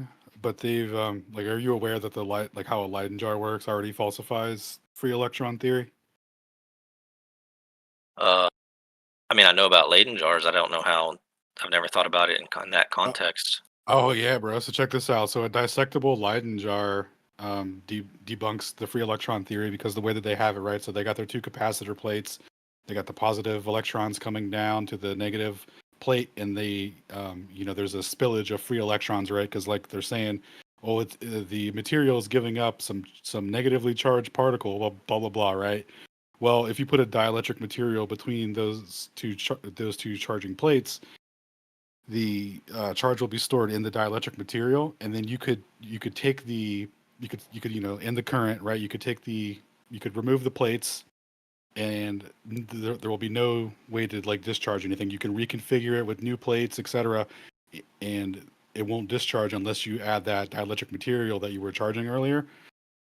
So the way that their theory works is that there shouldn't be any free electrons on the dielectric material, right? It should only be on the metal plates.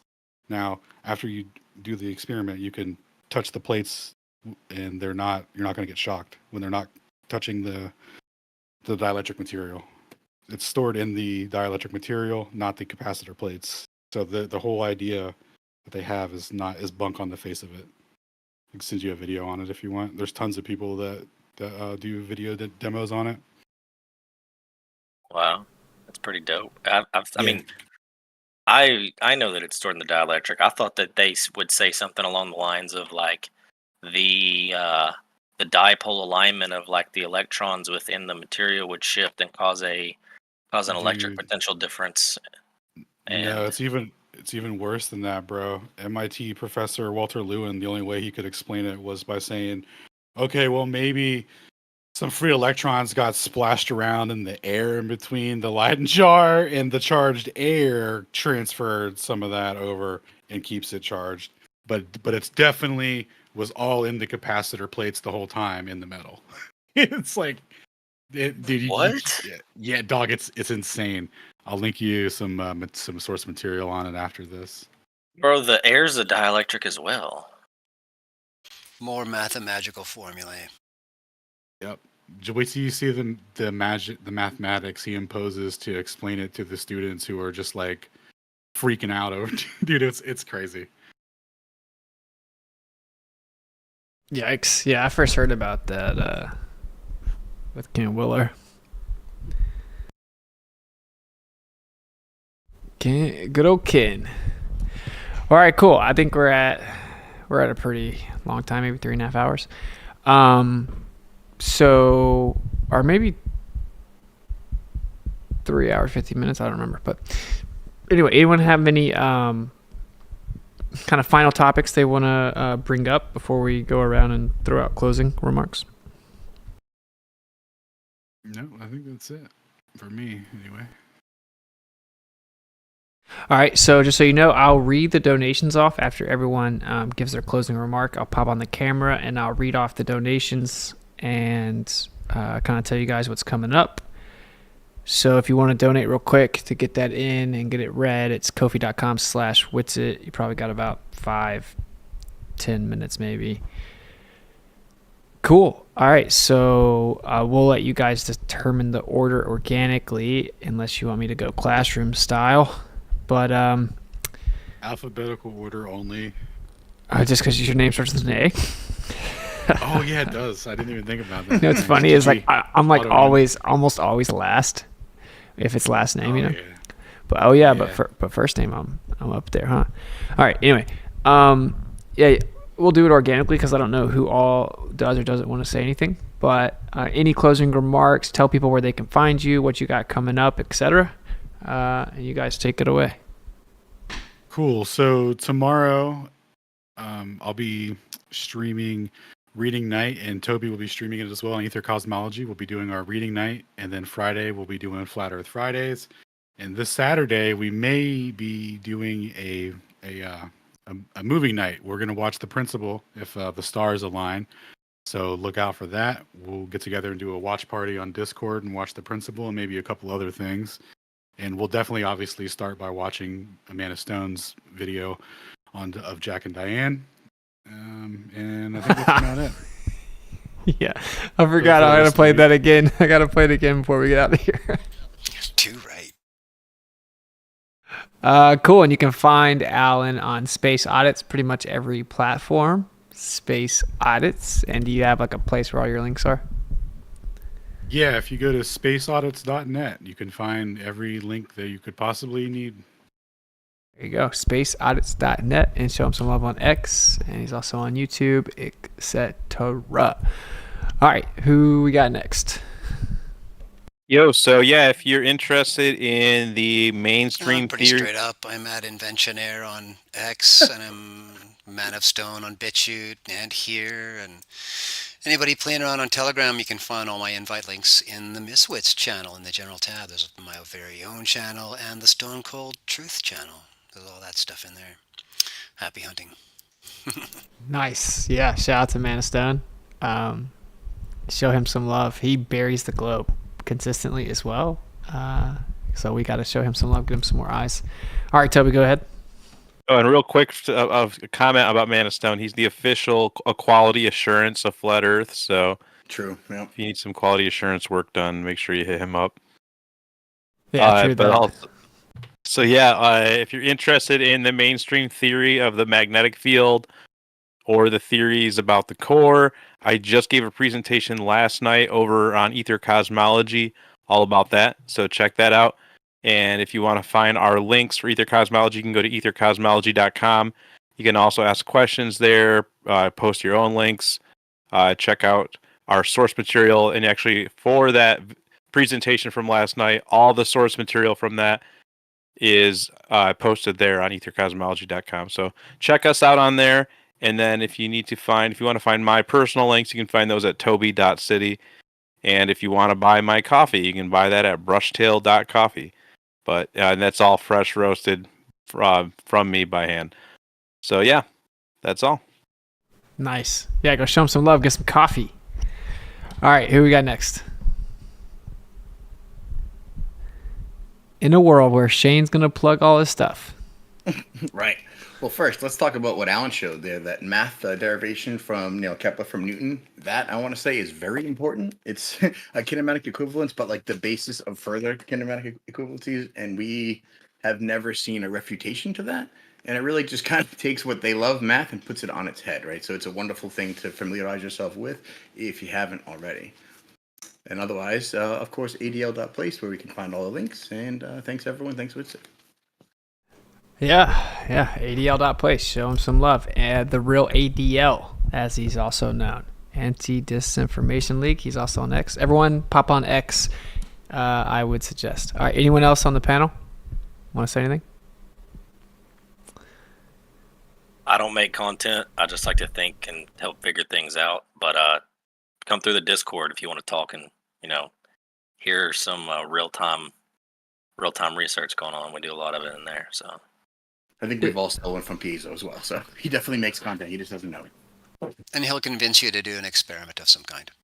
Yes. Yeah, Piezo. All right, cool. And then I'll plug the server, obviously. So cool. Thank you guys for jumping on as usual, and shout out to everyone in the audience that did join and sit in on the show. So I'm gonna pop over full screen and close it up. I won't deafen so you guys can still hear, but just do me a favor and don't say anything because they'll hear you. All right, cool. So I think we have one more donation here to read, and that's from Flatless, my boy Flatless. Shout out to you. What's up, brother? He said, yo, my daughter was born last week. Hey, let's all give Flatless a congrats. That's awesome, bro. Right on, dude. Yeah. Yeah. She would God not bless. she would not be here if it weren't for me finding the truth of Yah's creation. Would measuring the electric field in the south be a good way to refute the globe? Shout out to Toby, Alan, and Shane. Ether cosmology is crushing right now. And Piezo and Man of Stone. Yeah,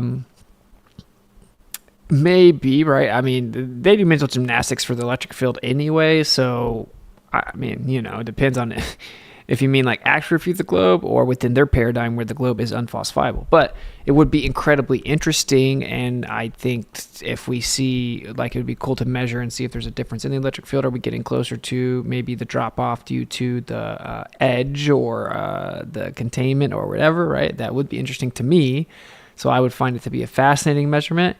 As for refutation of the globe, I think the electric field does that anyway. But yeah, so thank you for the $10 tip, and shout out to Flatless, and congratulations, bro. When I had Aaliyah, it's a game changer, bro. It's a game changer. So you are in for a treat. It's a trip having a daughter. All right, cool. I hope you guys enjoyed the show. It was titled Geocentrism. I did kind of cover it in the PowerPoint. Obviously, we covered more subsequent tests or even prior tests to MMX and stuff about how the Earth is stationary. But the conclusion, shout out to Alan, song request, have Toby play this. Okay. That's true. I could just have Toby play it. I'm assuming I know the song request, but I actually may not. I'm almost positive I do. We will play that song actually to bring us out. So I just want to reiterate really quickly a summarization of the stream. It's very simple. It's that all empirical evidence ever has shown that the Earth is moving. Direct empirical falsification has taken place over and over and over and over of the claim that the Earth is tilted, wobbling, spinning, and revolving through space. There are no rebuttals to any of this. You just get ridiculed. You get attacked. Like the mainstream academia has no rebuttals to this. Half of it is just completely suppressed and ignored. They make up all kinds of pseudoscientific nonsense.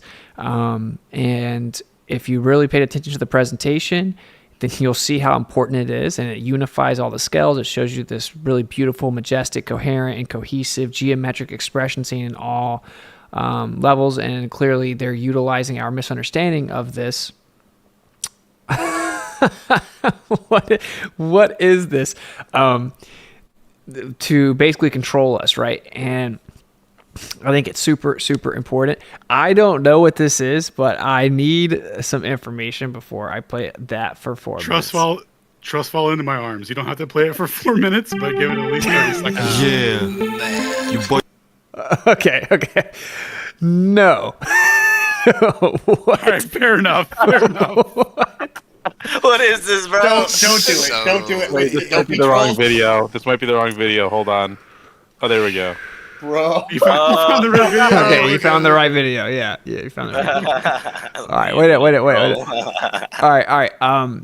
So basically, all the evidence shows it's the Earth's in the center, and it creates this like very coherent, beautiful framework where everything fits together. And you heard it all. We covered it extensively, but it's super important. And if you can't answer the question, like, okay, if there's a model that doesn't require dark matter or dark energy, it matches all observations on its face, and all empirical measurements, including interferometry, completely match its predictions. And there's another model that's mainstream accepted, and it says that 96% of the universe is dark matter and dark energy, and there are inflatons that don't exist anymore, and that space and time bend and warp and create illusions, and just so happen to shrink things just the right amount and slow time down just the right amount to make it look like the Earth isn't moving, and all this crazy nonsense.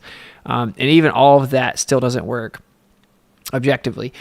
If you can't be honest about like which one's more viable, then you may be suffering from like something outside of the information or truth itself, right? It's like the fear of consensus or fitting in. And I just let it go. I'll just let you guys know that in the next year or so, this is going to kind of take over because truth cannot be suppressed infinitely. So that's what I would say to that. I am going to be doing a show with Greg Reese here soon. I don't know when he's actually going to put it out, but it's going to be a ton of gravy. So be on the lookout for that probably next week. I don't know, but legend, obviously.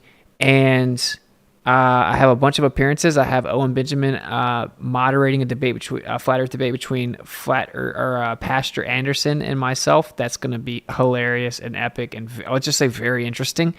So that and a few other things. I think I'm going to be on the Donut Factory. I'm going to be on the Lore Lodge. I think it has about 500,000 subs on YouTube. So pretty big shows. That's not all of them, but just stay tuned. Should be a very interesting coming few months. So.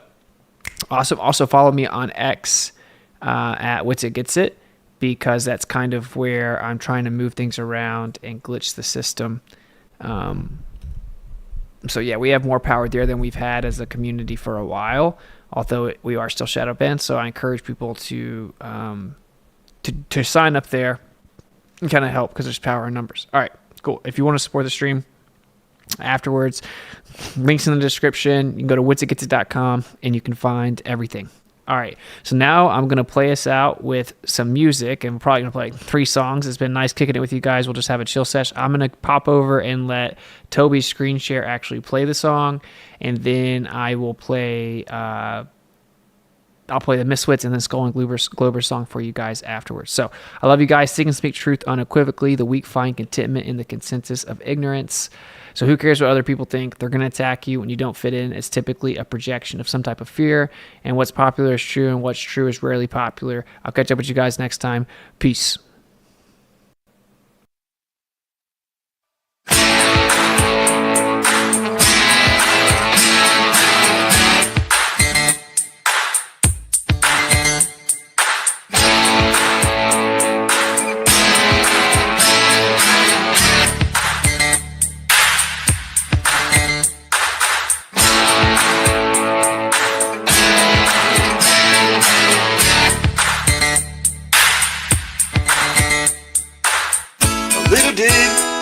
About a master plan, gonna make a geoid out of this flat land. Sky's looking like a big bowl of stars. All we gotta do is plot the lands like they are.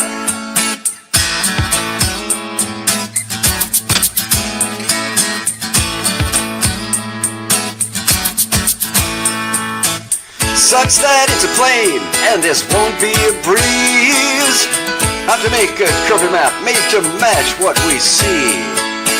Someone says since we're lying, we'll just use gravity. We'll deflect the vertical and adjust as we please. Saying, oh yeah, we'll have lights and bombs lined up to the sky. prove it wrong. Saying, oh yeah, we'll plot those lights and longs long after the shales and globe is all gone.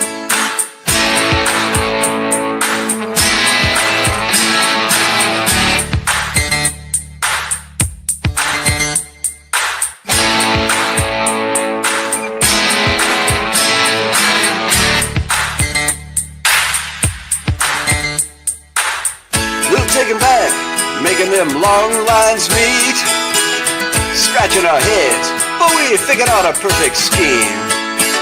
Well, whenever there's a place that has to curve like we need, and the royals paid to make this geoid a thing, so we'll say, oh yeah, we'll have lights and longs lined up to the sky, so you can't prove it wrong. Saying, oh yeah, we'll plot those lights and longs long after the shales and globe is all gone.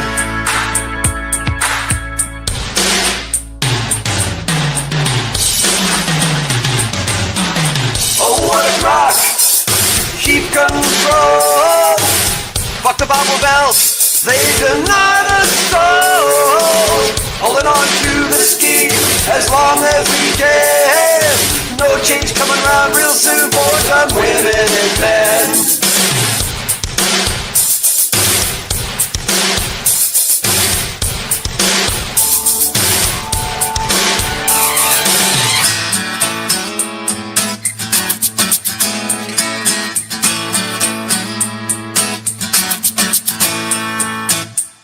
Oh yeah, we'll have lights and longs lined up to the sky, so you can't prove it wrong.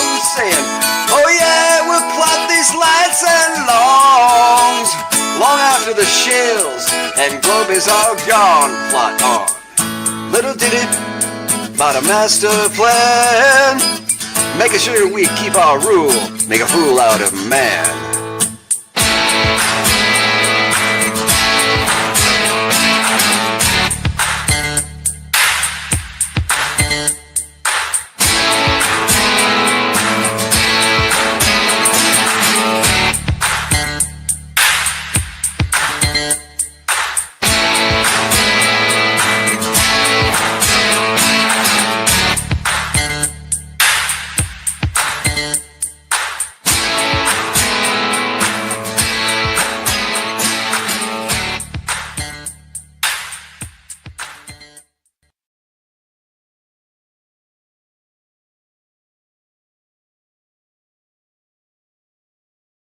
Sign up, become a misfit.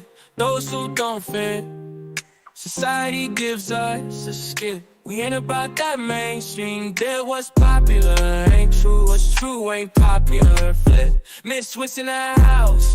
We come through it with so soft we cut right through. We don't follow trends. We got our own groove, breaking the mold, making the move. We ain't about that fake facade and switch. We stand proud in our eye. We see through the tricks and love to defy society standards. We're gonna fly. Hey, yeah, yeah, yeah.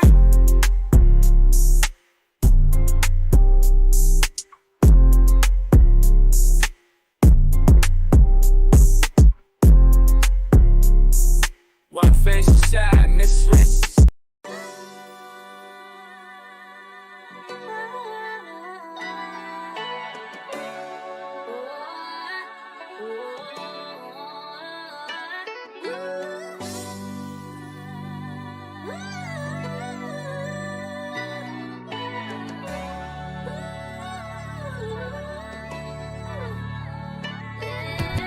Days after days, pseudoscience just a big charade, making theories they just can't explain, on philosophically biased claims. Days after days, we break away just like a renegade, so pay attention, gonna get a grade. The school and globers tell they all awake. School and globers with diplomas and a chip on the shoulder. Debate is over, mind is sober, solar system disclosure. Can't go back once you heard the facts. We make a pact, never take the backs. Schooling ballers and the followers that give them their dollars. They try to holler in the chat that you're a fraud, not a scholar. They hating y'all, that's why they attack. The earth is flat no matter how nice they laugh. Days after days, pseudoscience just a big charade. Making theories they just can't explain, on philosophically biased claims. Days after days, we break away just like a renegade. So pay attention, gonna get a grade. We schooling globers till they all away.